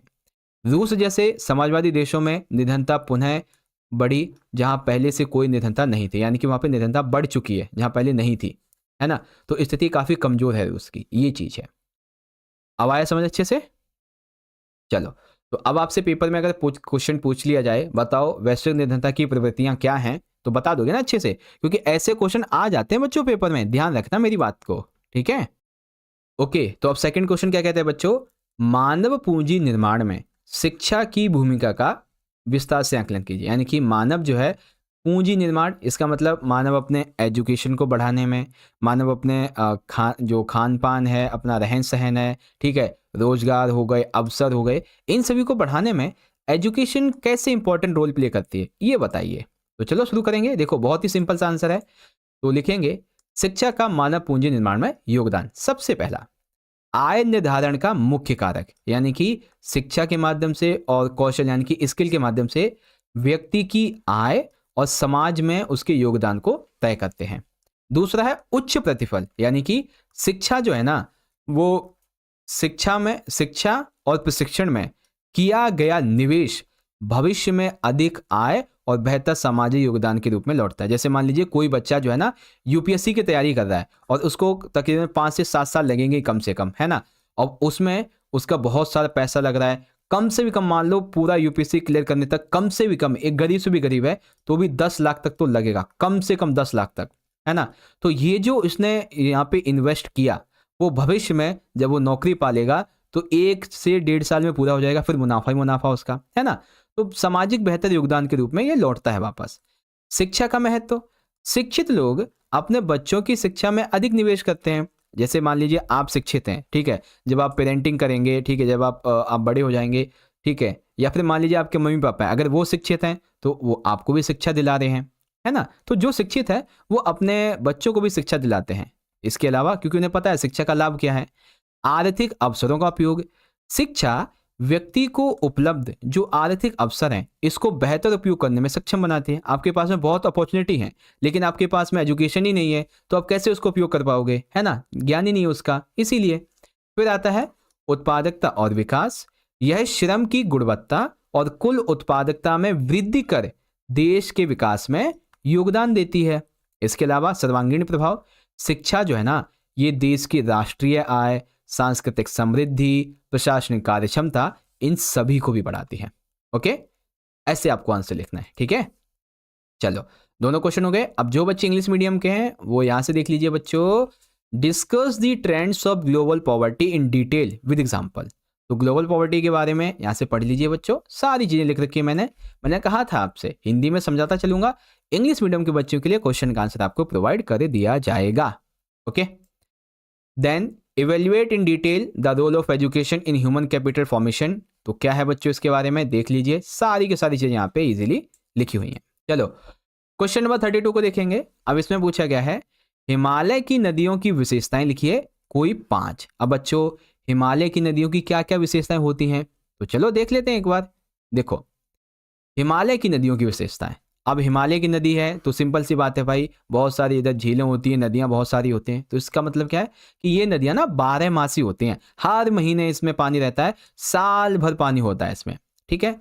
इन नदियों में पानी जो है ये वर्षा के साथ साथ हिमालय की ऊंची चोटियों से पिघलने वाली जो बर्फ होती है, आपको पता है हमारे देश में हिमालय का छोटा सा पार्ट है, तो हिमालय से ना जो ऊपर की चोटियां होती हैं वहां से बर्फ पिघलती रहती है, तो वो पानी भी आता है और वर्षा भी, तो इसीलिए 12 मासी होती है, साल भर पानी रहता है इसमें। इसके अलावा सिंधु, ब्रह्मपुत्र ऐसी प्रमुख नदियां हिमालय के उत्तरी भाग से निकलती हैं। साथ ही इन नदियों ने पर्वतों को काटकर गौज, कैनियन ऐसी गहरी गहरी घाटियां भी बना रखी हैं। ये नदियां लंबा रास्ता तय करती हैं और इस दौरान ऊपरी भागों में तेज अपरदन यानी कि क्षरण करती हैं, ठीक है, जिससे कि सिल्ट और बालू को लाती हैं। मध्य और निचले भाग में ये नदियां विसर्प, गोखुर झील, बाढ़ वाले मैदान ऐसी जो आकृतियां हैं ये बनाती हैं। ये नदियां बड़े डेल्टा भी बनाती हैं, जैसे कि मतलब ये नदियां बड़े डेल्टा बनाती हैं। कुछ हिमालय प्रमुख नदी हैं, सिंधु नदी तंत्र, गंगा नदी तंत्र, ब्रह्मपुत्र नदी तंत्र, ठीक है। चलिए, ये है आपकी विशेषताएं। अब यहीं पे सेकंड जो क्वेश्चन है इसमें क्या पूछा गया है हमसे कि निम्नलिखित के लिए कारण बताएं। पहला कारण, भारतीय उपमहाद्वीप में वायु की दिशा में मौसमी परिवर्तन क्यों होता है। ठीक है, जैसे मौसम होगा वैसे वायु की दिशा में परिवर्तन होता है। राजस्थान, गुजरात के कुछ भाग और पश्चिमी घाट का वृष्टि छाया क्षेत्र सूखा प्रभावित क्षेत्र है, ऐसा क्यों है भाई। तो चलो दोनों क्वेश्चन को समझते हैं। सबसे पहले समझिए बच्चों ये वाला, ठीक है, एक सेकेंड और नीचे जाओ भाई। हाँ देखो, भारतीय उपमहाद्वीप में जो वायु यानी कि हवा है, हवा की दिशा में मौसमी परिवर्तन का मुख्य कारण है स्थल और जल भागों पर विपरीत वायुदाब क्षेत्रों का उत्पन्न होना। ठीक है, जो प्रेशर है जब ये उल्टा होगा, ठीक है, विपरीत होगा, तब ऐसा होता है। अब देखो कैसे, जैसे कि गर्मियों में स्थल भाग समुद्र से जल्दी गर्म हो जाता है और ज़्यादा गर्म रहता है, जिससे क्या होता है स्थल के ऊपर निम्न वायुदाब बनता है। जहां गर्मी ज़्यादा होगी वहां पे थोड़ा कम प्रेशर होगा। ठीक है, जबकि समुद्री क्षेत्र में उच्च वायुदाब होता है। इसी कारण से दिन के समय समुद्र से स्थल की ओर पवनें चलती हैं। ठीक, इसके अलावा शीत ऋतु में स्थिति उल्टी हो जाती है। कैसे, यानी स्थल जो है ठंडा हो जाता है और समुद्र गर्म रहता है, जिससे वायुदाब का विपरीत वितरण होता है। इसी कारण पवनों की दिशा बदलकर स्थल से समुद्र की ओर चलने लगती है। दैट्स वाई कि जो वायु की दिशा है वो मौसम की परिवर्तन के हिसाब से चेंज होती रहती है। जिसका मेन कारण क्या है, जो वायुदाब है, जो प्रेशर है, एयर प्रेशर, वो यहाँ पे मेन रीजन है इसका। ठीक है, चलो ये क्वेश्चन हो गया। सेकंड वाला देखो बच्चों, इसमें कहा गया है कि ध्यान से समझना, राजस्थान, गुजरात, इसके कुछ भाग और पश्चिमी घाट का जो वृष्टि छाया क्षेत्र है ये सूखा क्यों रहता है ज्यादातर। ठीक है, तो पहले राजस्थान के बारे में पढ़ेंगे, फिर गुजरात का पश्चिमी भाग, फिर पश्चिमी घाट। तो सबसे पहले बात करेंगे बच्चों राजस्थान की। राजस्थान में अरावली पर्वतों की दिशा मानसूनी पवनों के मार्ग में आड़े आती है। यानी कि मानसूनी पवनें जो कि राजस्थान में जब पहुंचती हैं तो यहाँ पे अरावली जो हिल्स हैं वो थोड़ी दिक्कत पैदा करती हैं। ठीक है, इन पवनों को रोकने के लिए कोई प्रमुख अवरोध नहीं है, जिससे कि ये पवनें बिना यहाँ रुकावट के यहाँ से निकल जाती हैं, और दैट्स वाई राजस्थान में कोई वर्षा होती ही नहीं, इसीलिए शुष्क क्षेत्र है। कैसे, यहाँ पे मानसूनी पवनें रुक नहीं पाती हैं, इसीलिए आती हैं, गई, आई गई, आई गई, रुकी नहीं। सेकंड, गुजरात का पश्चिमी भाग, यहाँ से भी पश्चिमी घाट की पवन विमुख ढाल वृष्टि छाया क्षेत्र में स्थित है, जिसे मानसूनी पवनों से वर्षा नहीं मिल पाती है और ये क्षेत्र सूखा ही बना रहता है। तो गुजरात का पश्चिमी भाग इसलिए। फिर पश्चिमी घाट का ढाल भी वृष्टि छाया क्षेत्र में आता है। इसके कारण से अधिकतर नमी अन्य क्षेत्रों में चली जाती है और पश्चिमी घाट पर वर्षा फिर बहुत ही कम होती है, जहां पे ये क्षेत्र पाया जाता है। ठीक है, तो ये 3 पॉइंट है बच्चों, राजस्थान, गुजरात और पश्चिमी घाट का। सेम क्वेश्चंस को इंग्लिश मीडियम में देख लीजिए। राइट दी फीचर्स और कैरेक्टरिस्टिक्स ऑफ द हिमालयन, अरे कमेंट नहीं करना मुझे, हाँ ठीक है, हिमालयन रिवर्स के बारे में। तो देख लीजिए बच्चों, हिमालय रिवर्स की ये विशेषताएं हैं और एक ही नीचे है, 1 से 2 3। फिर रीजन जो हमें बताने हैं बच्चों 2 क्वेश्चन के, ठीक है, इसके हमें रीजन लिखने इन दोनों के। तो रीजन देख लीजिए बच्चों, पहले का रीजन इस तरीके से लिखेंगे, एयर प्रेशर जो है ना ये अपोजिट होता है। ठीक, और सेकंड वाले में राजस्थान का हो गया, वेस्टर्न घाट हो गया, और फिर वेस्टर्न घाट ऑफ गुजरात हो गया, इस तरीके से। ठीक है, चलो अब आता है क्वेश्चन 33। अब ये बहुत ही आसान है, इसके बारे में तो मोस्ट ऑफ द टाइम आपको भी पता होगा, है ना। देखो क्या है, निर्वाचन प्रक्रिया के विभिन्न चरणों का वर्णन कीजिए। यानी कि जो निर्वाचन प्रक्रिया है इसके विभिन्न चरण कौन कौन से हैं उसके बारे में बताइए। ठीक है, तो लिखेंगे कैसे बच्चों, अथवा करके लिख देंगे। देखो कैसे, एक सेकेंड, निर्वाचन प्रक्रिया है ना। हाँ देखो, जब भी चुनाव होते हैं ना, तो जब चुनाव होते हैं तो सबसे पहले क्या होता है बच्चों, सबसे पहले निर्वाचन क्षेत्र को बनाया जाता है। इन द सेंस कि निर्वाचन क्षेत्र कहाँ पे होंगे पहले ये डिसाइड किया जाता है। ठीक है, फिर डिसाइड होता है कि मतदाता सूची, वोटर लिस्ट जो है उसको तैयार करेंगे, क्योंकि 5 साल में न जाने कितने वोट कटे होंगे, कितने वोट नए आए होंगे, है ना। तो पूरी सही सूची तैयार की जाती है। फिर चुनाव की अधिसूचना जारी कर दी जाती है और चुनाव आचार संहिता लागू कर देते हैं, और उम्मीदवारों का नामांकन करना, जांच करना ये होता है। फिर चुनाव चिन्हों का आवंटन किया जाता है और चुनाव अभियान शुरू किए जाते हैं, मतदान वगैरह करवाए जाते हैं, मतगणना और परिणाम की घोषणा की जाती है। तो इस तरीके से आपके ये छोटे छोटे पॉइंट हैं। ओके, आगे समझ अच्छे से। तो ऐसे होती है निर्वाचन प्रक्रिया यानी कि मतदान। ओके बच्चों, चलो अब सेकंड क्वेश्चन, संसद का कौन सा सदन अधिक शक्तिशाली है, 3 कारण बताते हुए स्पष्ट करें। तो संसद का कौन सा सदन सबसे शक्तिशाली है बच्चों? सबसे शक्तिशाली सदन है बच्चों इसका लोअर हाउस। लोअर हाउस को हम लोकसभा बोलते हैं। क्यों बोलते हैं बच्चों लोकसभा? क्योंकि लोकसभा के अंदर जो सदस्य होते हैं इन्हें हम खुद चुनते हैं, यानी कि हमारे द्वारा ये चुने हुए लोग होते हैं प्रत्यक्ष रूप से। ठीक है, कार्यकाल की बात करें तो यहाँ के जो प्रतिनिधि होते हैं जैसे हमारे पीएम वगैरह, इनका कार्यकाल कितना होता है? 5 साल का।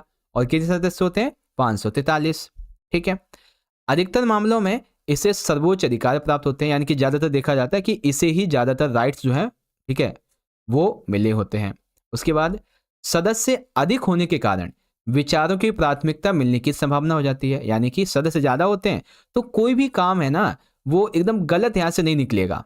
ठीक है, क्योंकि बहस होती है बहुत ज्यादा यहाँ पे किसी भी विचार पे, किसी भी कानून पे, किसी भी विधेयक पे। ओके, पैसे के मामले में इससे अधिक अधिकार, यानी कि बजटीय मामले में बजटीय राइट जो है ना इसके पास थोड़े ज्यादा हैं।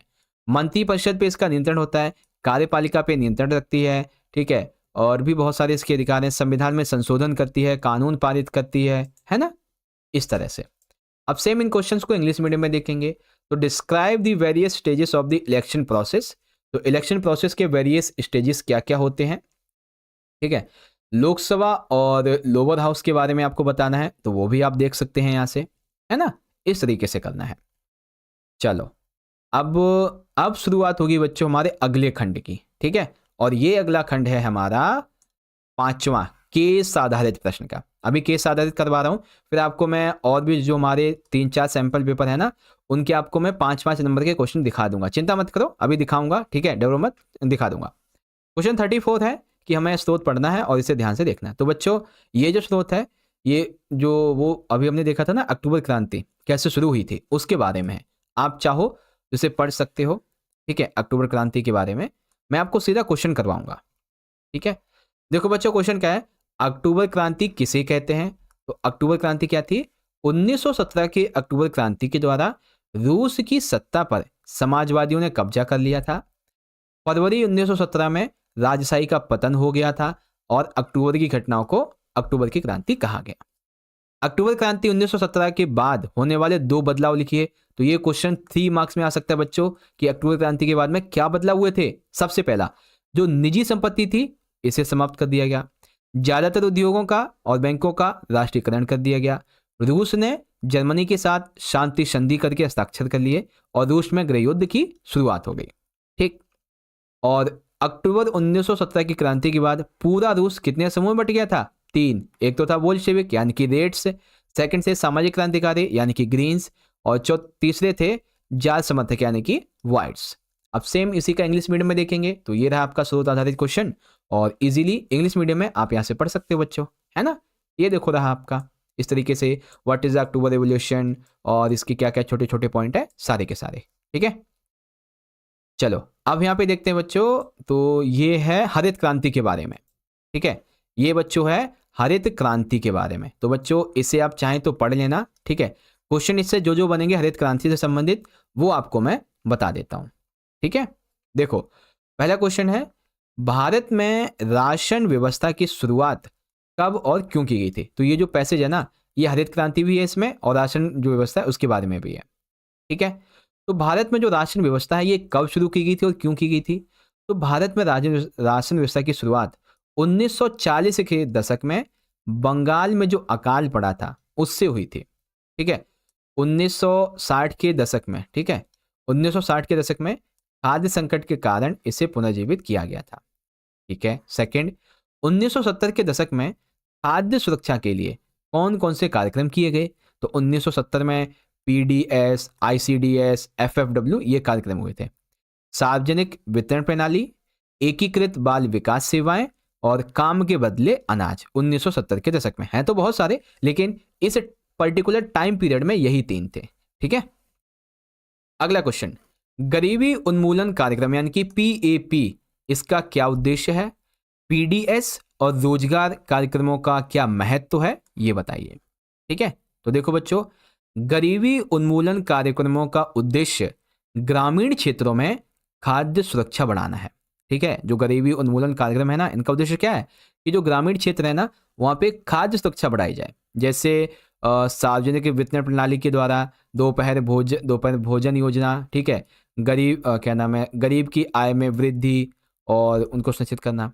फिर पीडीएस खाद्य सुरक्षा प्रदान करता है, जबकि रोजगार कार्यक्रम गरीबों की आय में वृद्धि करते हैं। पीडीएस खाद्य सुरक्षा देता है, ठीक है, उनकी भोजन की आवश्यकता की पूर्ति में मदद करता है, इस तरह से।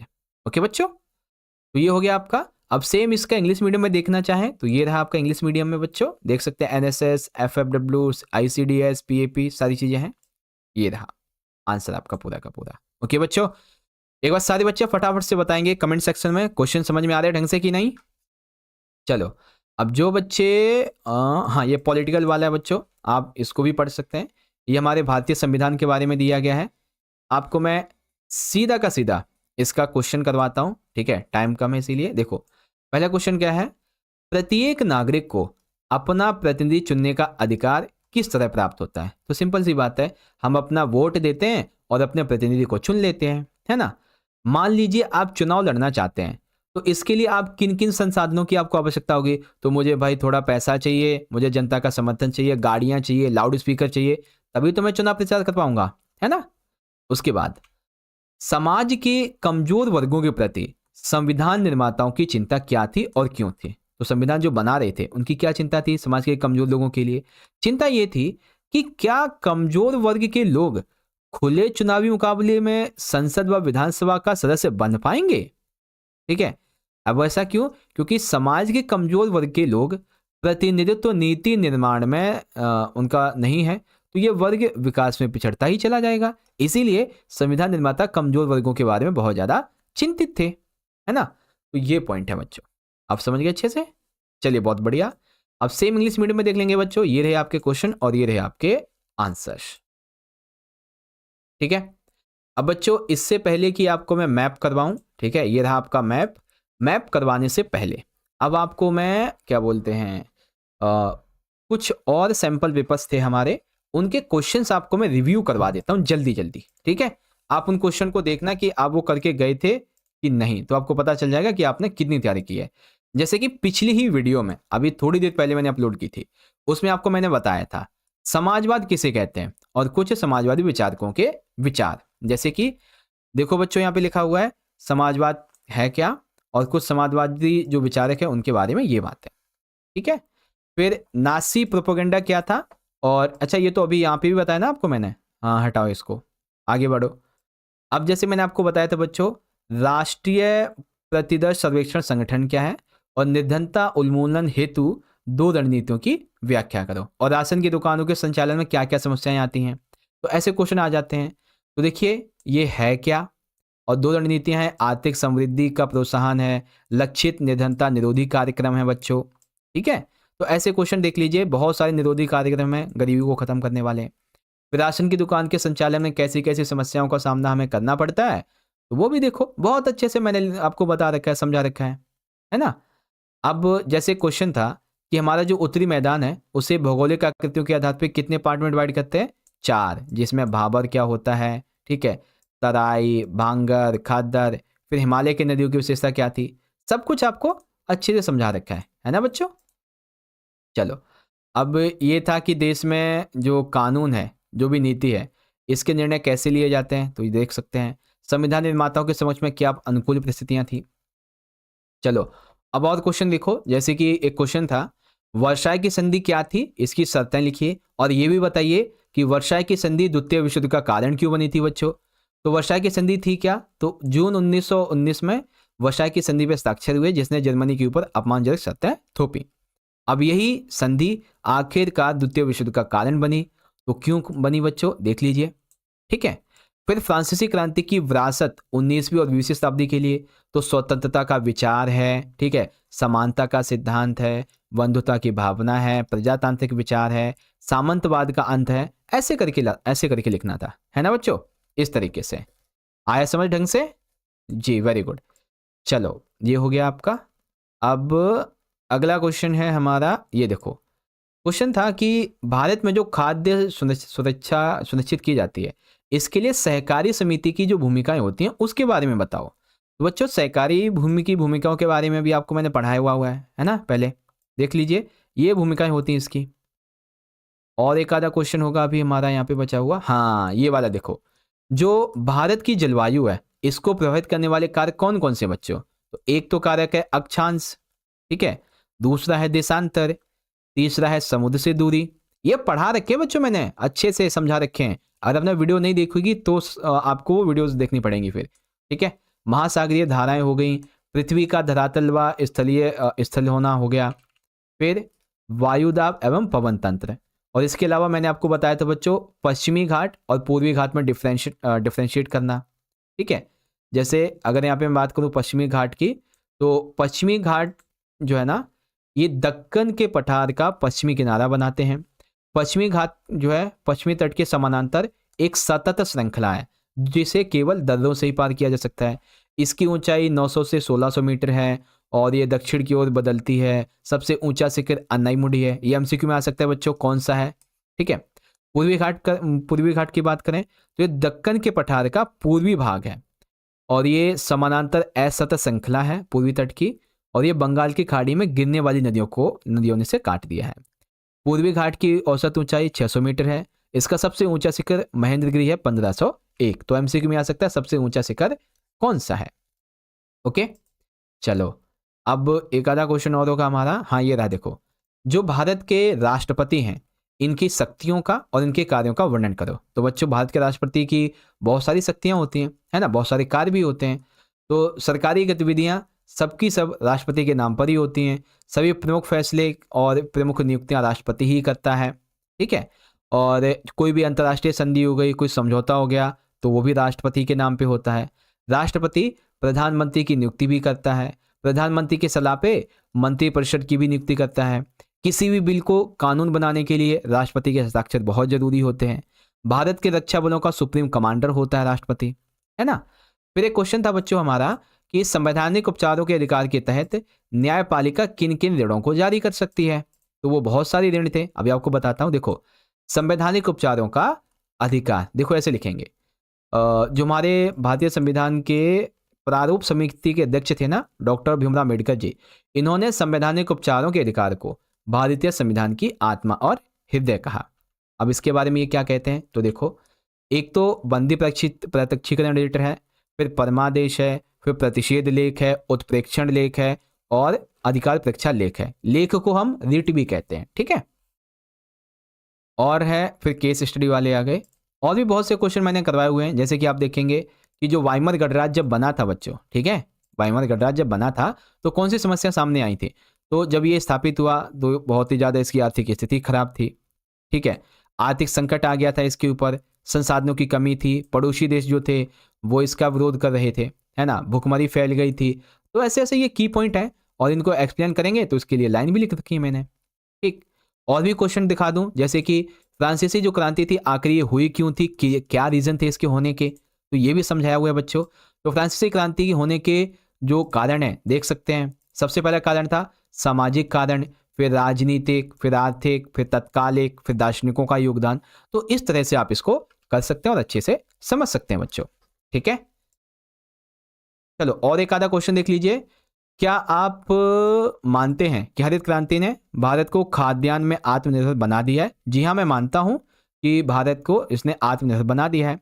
अब कैसे मानते हैं बच्चों, तो ये सारी इंफॉर्मेशन यहाँ पे देख सकते हैं, मैंने लिख रखी है, अच्छे से आप पढ़ लेना, ठीक है।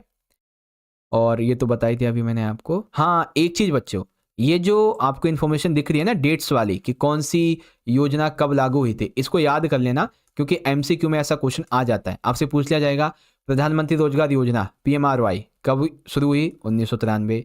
स्वर्ण जयंती ग्राम स्वरोजगार योजना 1999। राष्ट्रीय काम के बदले अनाज कार्यक्रम 2004। प्रधानमंत्री ग्रामोदय योजना 2000 में। राष्ट्रीय ग्रामीण गारंटी योजना 2005, ठीक है ना। तो ऐसे करके आपसे पूछा जा सकता है कि कौन सी कब हुई थी। ओके चलो और भी क्वेश्चंस हैं आपके लिए, जैसे कि गंगा नदी तंत्र की विशेषताएं बताओ। तो गंगा नदी तंत्र के बारे में सारी विशेषताएं देख सकते हो, बस ये 3 हटा देना। ठीक है, क्योंकि ये 3 जो है वो उसके ब्रह्मपुत्र के। ओके, तो आगे देखेंगे, ये हो गया, ये हो गया। और हाँ, भारत में जो वर्षा होती है उसकी क्या विशेषता होती है बच्चों? तो भारत में जो वर्षा होती है उसका समय और उसकी मात्रा क्या है? असमान वितरण, अनिश्चितता होती है, कभी भी हो जाती है, कभी भी नहीं होती है। मूसलाधार वर्षा होती है, शुष्क अंतराल, वर्षा में विराम, ऐसी बातें हैं जिसको आपको लिखना है। ओके, चलो ये वाला मैप आपको समझ में आ गया? अरे मैप थोड़ी ना है सर, इंपॉर्टेंट क्वेश्चन थे। चलो ये आपको समझ में आ गया होगा। इसके अलावा मैंने आपको स्रोत आधारित क्वेश्चन भी बता रखे हैं बच्चों, जैसे कि आप देखेंगे ये जो फरवरी क्रांति थी उसके बारे में है, ठीक है, और जो पेट्रोग्राद सोवियत का जन्म कैसे हुआ उसके बारे में है बच्चों, ठीक है। और भी है यहाँ पे देखेंगे तो ये है आपका खाद्य सुरक्षा के बारे में, ठीक है, इस तरीके से। और ये हमारे संविधान के निर्माताओं के बारे में, लोकसभा निर्वाचन, सारी चीज़ें, ठीक है ना। ओके, तो अब आप सभी बच्चे थोड़े छोटे क्वेश्चन भी देख लीजिए जो कि काफ़ी इंपॉर्टेंट हैं। जैसे कि मैंने आपको ये क्वेश्चन वैसे करवा रखा है पहले, ठीक है। जैसे कि अंत्योदय अन्न योजना का विस्तार से इसको समझाइए। तो ये थी क्या बच्चों? पहले तो ये समझो, शुरुआत हुई थी इसकी 2000 दिसंबर के महीने में, ठीक है। इसका उद्देश्य था कि गरीबी रेखा से नीचे के जो करोड़ों परिवार है ना, इनको कम से कम दर पे अनाज को उपलब्ध करवाया जाए, ठीक है। और इसने पात्र परिवारों की पहचान की, अनाज दर और इसकी मात्रा क्या थी, तो कितने रुपए किलो गेहूं मिले थे, 2 रुपये प्रति किलो गेहूं, 3 रुपये प्रति किलोग्राम चावल, इस तरीके से। योजना का विस्तार कब से कब तक कितना ज़्यादा हुआ, और कुल इसके 2 करोड़ लाभार्थी बने, है ना, ये चीज़ें थी। फिर बच्चों, लोकतंत्र में जब कोई चुनाव होता है तो उसके लिए क्या क्या जरूरी शर्तें होती हैं, तो ये भी आपको समझा रखा है मैंने कि एक लोकतांत्रिक चुनाव के लिए सभी को मताधिकार होना चाहिए, सभी के सामने चुनाव में विकल्प होने चाहिए, नियमित अंतराल पर चुनाव हर 5 साल में, ठीक है, वास्तविक चुनाव हो, स्वतंत्र और निष्पक्ष चुनाव हो, कोई दबाव ना हो, कोई धांधलीबाजी, कोई भ्रष्टाचार वगैरह ना हो, है ना, ऐसे। अब मैंने आपको समझा रखा था कि हिमालय का जो देशांतरीय विस्तार है, इसके आधार पे इसको 3 पार्ट में डिवाइड करते हैं। एक तो हिमाद्री हिमालय, फिर हिमांचल, और एक शिवालिक है। भारत को मानक समय की आवश्यकता क्यों पड़ती है बच्चों? तो इसलिए क्योंकि भारत का जो वो पार्ट है, क्या नाम है, अरुणाचल प्रदेश से लेके गुजरात तक का, इसमें 2 घंटे का अंतर है, इसीलिए मानक की आवश्यकता पड़ती है, मानक समय की, ठीक है। तृतीय स्टेट क्या था बच्चों, इसकी व्याख्या कीजिए। तो तृतीय स्टेट बेसिकली इसमें जो किसान थे, भूमिहीन थे, मजदूर थे, शिक्षक थे, ये सब इसमें शामिल थे, है ना, इस तरीके से। ये फ्रांस का सबसे निचला तबका था, इसके पास कोई राजनीतिक अधिकार नहीं था, राज्य या चर्च के द्वारा लगाए गए करों का भुगतान के द्वारा, कर जो भी थे उसका भुगतान यही करते थे, इन्हें विशेष अधिकार भी नहीं मिले थे, है ना। और इसके अलावा क्वेश्चन थे, जैसे कि आपसे पूछा गया था फरवरी क्रांति किसे कहते हैं, 5 नंबर में फरवरी क्रांति के परिणाम लिखिए। तो बच्चों, फरवरी क्रांति क्या थी, ठीक है, और इसके क्या क्या परिणाम निकल के आए। तो परिणाम स्वरूप क्या हुआ था फरवरी क्रांति के बाद में? प्रथम विश्व युद्ध और लंबा खिंच गया, ठीक है, एक सन्यासी का प्रभाव देखने को मिला, रासपुतिन, असंख्य रूसी सैनिकों की मौत हुई, तकरीबन ऐसा माना जाता है 80 से लेके 90 लाख रूसी सैनिकों की मौत हुई थी, ठीक है। इसके अलावा सैनिकों का मनोबल गिर गया था, शरणार्थियों की समस्या बढ़ती जा रही थी, खाद्यान्न की कमी हो गई थी, उद्योग बंद हो गए थे। प्रभाव की बात करेंगे तो रूस में जो जारशाही थी ये खत्म हो गया, ठीक है, 3 पार्ट में बढ़ गया था ना पहले, फिर ये 2 ही बचे। सार्वभौमिक वयस्क मताधिकार दे दिया गया, और फिर चुनाव हुए, अंतिम सरकार में सोवियत और ड्यूमा नेताओं की शिरकत हुई, इस तरीके से, ठीक है। हिटलर का उदय कैसे हुआ था बच्चों, और हिटलर का पतन समझाइए। ये क्वेश्चन मोस्ट इंपॉर्टेंट है बच्चों, हिटलर का उदय और इसके पतन के बारे में अच्छे से पढ़ के जाना इसको, ठीक है। और मैंने समझा भी रखा है कब इसका जन्म हुआ था, कब ये पार्टी का प्रमुख बना, फिर जर्मनी का ये चांसलर बन गया, फिर इसने अग्री अध्यादेश जारी किए, ठीक है, और उसके बाद में फिर इसने विशेष अधिकार अधिनियम ला दिए, लीग ऑफ सन्स ने जर्मनी से बाहर कर दिया, है ना। एक जन एक साम्राज्य नेता के नारे की आड़ में इसने ऑस्ट्रिया को जर्मनी में मिला लिया। तो ऐसे करके ये हिटलर का जन्म, पतन और हिटलर की हार हुई, ऐसे करके है, ठीक है। और भी क्वेश्चंस हैं, जैसे कि हाँ, मानसून का जो प्रभाव है वो भारत के हर एक राज्य में एक जैसा नहीं है। तो क्यों नहीं है भाई, इसके बारे में भी आपको मैंने पढ़ा रखा है अच्छे से, है ना। पूरब की ओर बहने वाली जो नदियां हैं बच्चों, ठीक है, पूरब की ओर बहने वाली जो नदियां हैं, पश्चिम की ओर बहने वाली नदियां हैं, इनकी क्या क्या विशेषता है। तो सारे क्वेश्चन बहुत अच्छे से समझाए थे मैंने, ठीक है। अब ये मैं सिर्फ आपको इसलिए दिखा रहा हूं क्योंकि जरूरी है आपके लिए, अगर आप ये नहीं पढ़े होंगे ना तो अगर आ गया फिर क्या करोगे। तो रोजगार कार्यक्रम तथा अधिनियम की बात आ जाएगी। तो प्रधानमंत्री रोजगार योजना हो गई, ग्रामीण रोजगार सृजन कार्यक्रम हो गया, स्वर्ण जयंती ग्रामोदय योजना हो गई, प्रधानमंत्री ग्रामोदय योजना हो गई, महात्मा गांधी और ग्रामीण रोजगार गारंटी अधिनियम हो गया। तो इन सभी में क्या क्या है, कब कब ये आए, क्या थे, सारी चीजें। भारत में निर्धनता जो है अलग अलग राज्यों में अलग अलग है, इसके क्या रीजन है, तो इसके भी बहुत सारे रीजन बता रखे थे मैंने आपको, है ना, इस तरीके से। फिर बच्चों भारतीय संविधान में जो हमारा समानता का अधिकार है, ये कितने से कितने अनुच्छेद में, अनुच्छेद 14 हो गया, ठीक है, अनुच्छेद 15, 16, 17, 18। भारतीय संविधान सभा के द्वारा हमारा भारत का संविधान कैसे बना था, तो ये भी चीजें हैं जिसे आप इजीली यहाँ से पढ़ सकते हो। हाँ चलिए आ गया। देखो बच्चों, अब हम शुरुआत करेंगे इस पेपर के खंड 4 को, जो कि है मानचित्र आधारित प्रश्न। अब ये मानचित्र आधारित जो हमारा प्रश्न है, इसमें बेसिकली क्या होगा, 37वां जो है 2 नंबर का रहेगा आपका हिस्ट्री से, और 3 नंबर का रहेगा आपका ज्योग्राफी से। तो आओ एक एक करके समझ लेते हैं बच्चों। देखो ये आपका वो हिस्ट्री से है, और ये आपका उससे है, क्या बोलते हैं, ज्योग्राफी से। तो मैं आपको एक एक करके सारे मैप समझाऊंगा, बस आप ध्यान से समझते चलना, ठीक है। यानी कि आपके मैप की तैयारी बहुत अच्छी करवाऊंगा यहाँ से। देखो यहाँ पे ए और बी अंकित किया गया है। तो ए और बी क्या है बच्चों, प्रथम विश्व युद्ध के दौरान एक मित्र शक्ति, द्वितीय विश्व युद्ध के दौरान एक धुरी शक्ति, ठीक है। तो बच्चों मित्र शक्ति यानी कि जो हमारी फ्रेंडली पावर थी, और एक पिवोट पावर यानी कि धुरी शक्ति। तो मित्र शक्ति जो ए दी गई है, ए में जो मित्र शक्ति है बच्चों वो कौन सी है, वो है इंग्लैंड, ठीक है। यहाँ पे ये क्या है, ये है इंग्लैंड, और ये जो आपको दिख रही है धुरी शक्ति, ये है जर्मनी। मैं आपको दिखा भी देता हूँ, ये देखो जर्मनी और इंग्लैंड, ओके बच्चों। लेकिन यहाँ पे एक ट्विस्ट है आपके लिए। अब यहाँ पे देखो, मैं जो बात आपके साथ शेयर कर रहा हूँ ना, जो मैप आपको मैं समझाने वाला हूँ, इसको बड़े ध्यान से देख लेना, ठीक है। देखो एग्जाम में क्या होगा बच्चों, एग्जाम में आपसे ना पेपर में इंडिकेट करके दे देगा, जैसे कि यहाँ पे ए करके दे देगा और पूछ लेगा बताइए इसमें मित्र शक्ति कौन सी है। तो जो यहाँ वाली है ना, ये वाला जो एरिया आपका, ये वाला पूरा, ये कौन सा स्टेट है बच्चों, ये आपका स्टेट नहीं कंट्री, ये यूएस से है, ठीक है, ये आपका यूएस से है। जो आपको ये यहाँ पे ये वाला दिख रहा है ना, ये वाला पार्ट, ये क्या है बच्चों, ये आपका है, सर वहाँ नहीं ऊपर लिख दो, हाँ एक सेकेंड, ठीक, ये क्या है बच्चों, ये आपका जर्मनी है, ठीक है। और ये वाला जो भाग है आपका, ये है आपका इंग्लैंड, ठीक है, इंग्लैंड के लीजिए, या फिर इसको यूके कह सकते हैं, ओके। अब ये जो भाग है बच्चों, ये वाला, ये भी हमारी एक मित्र शक्ति है, और ये क्या बच्चों, ये है फ्रांस, क्या है, फ्रांस। इसके नीचे ये वाला जो भाग है, ये वाला, ठीक है, जैसे मैंने अभी फिल किया है, ठीक है, ये वाला जो भाग है बच्चों, ये, ठीक है, ये कौन सा बच्चों, ये है हमारा इटली, क्या है, इटली। और ये जो आपको भाग दिख रहा है ये वाला, ठीक है, ये क्या है बच्चों, ये है टर्की, टर्की यानी कि ओमान। और फिर ये तो आपको पता ही है, ये रूस है हमारा। तो बस यही कंट्रीज हैं जो आपके एग्जाम में आएंगी। एक और आएगी, कौन सी सर, जापान, ये वाला है ना यहाँ पे, ये वाला, ये जापान है, तो ये भी आ सकता है ना। तो मेनली यही आते हैं एग्जाम में, जो कि आपको मैंने यहाँ पे अभी भी बता दिए, ओके। चलो अब देखेंगे अपने सेकंड मैप को। अब सेकंड मैप है हमारा इंडिया का। अब इंडिया में क्या है बच्चों, कि भारत के रेखा मानचित्र पे निम्नलिखित में से दिए गए दिशा निर्देश के अनुसार इन्हीं 3 को उपयुक्त चिन्हों से अंकित कीजिए और उनका नाम लिखिए। तो चलिए अंकित करेंगे। तो अंकित करने के लिए है कि कर्क रेखा से होकर गुजरने वाला राज्य। तो बच्चों कर्क रेखा से गुजरने वाले राज्य हैं हमारे 8, ठीक है। मैं बताऊंगा, सारे राज्य बताऊंगा। केटू कहाँ पे है बच्चों, जम्मू कश्मीर में। पुलिकिट झील कहाँ पे है, और 2011 की जनगणना के अनुसार सबसे कम जनसंख्या वाला राज्य, ठीक है। तो देखो वैसे तो मैंने यहाँ पे मार्क कर दिया, लेकिन मार्क करके आएगा नहीं, ठीक है ना, आपको खुद मार्क करना पड़ेगा। तो देखो सबसे पहले पहला क्वेश्चन क्या था, कि जो कर्क रेखा वाले राज्य हैं, कर्क रेखा राज्य,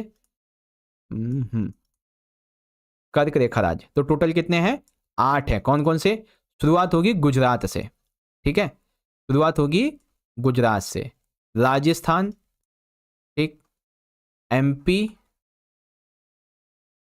फिर छत्तीसगढ़, झारखंड, उड़ीसा, ये त्रिपुरा यहाँ पे आ जाएगा और इसके नीचे ये वाला मिजोरम। तो जो ए से दे रखा है ये क्या है, ये है आपका मिजोरम, ठीक है। K2 पूछा गया है, K2 कहाँ पे है, सेकंड बी जो है ये यहाँ पे K2 है।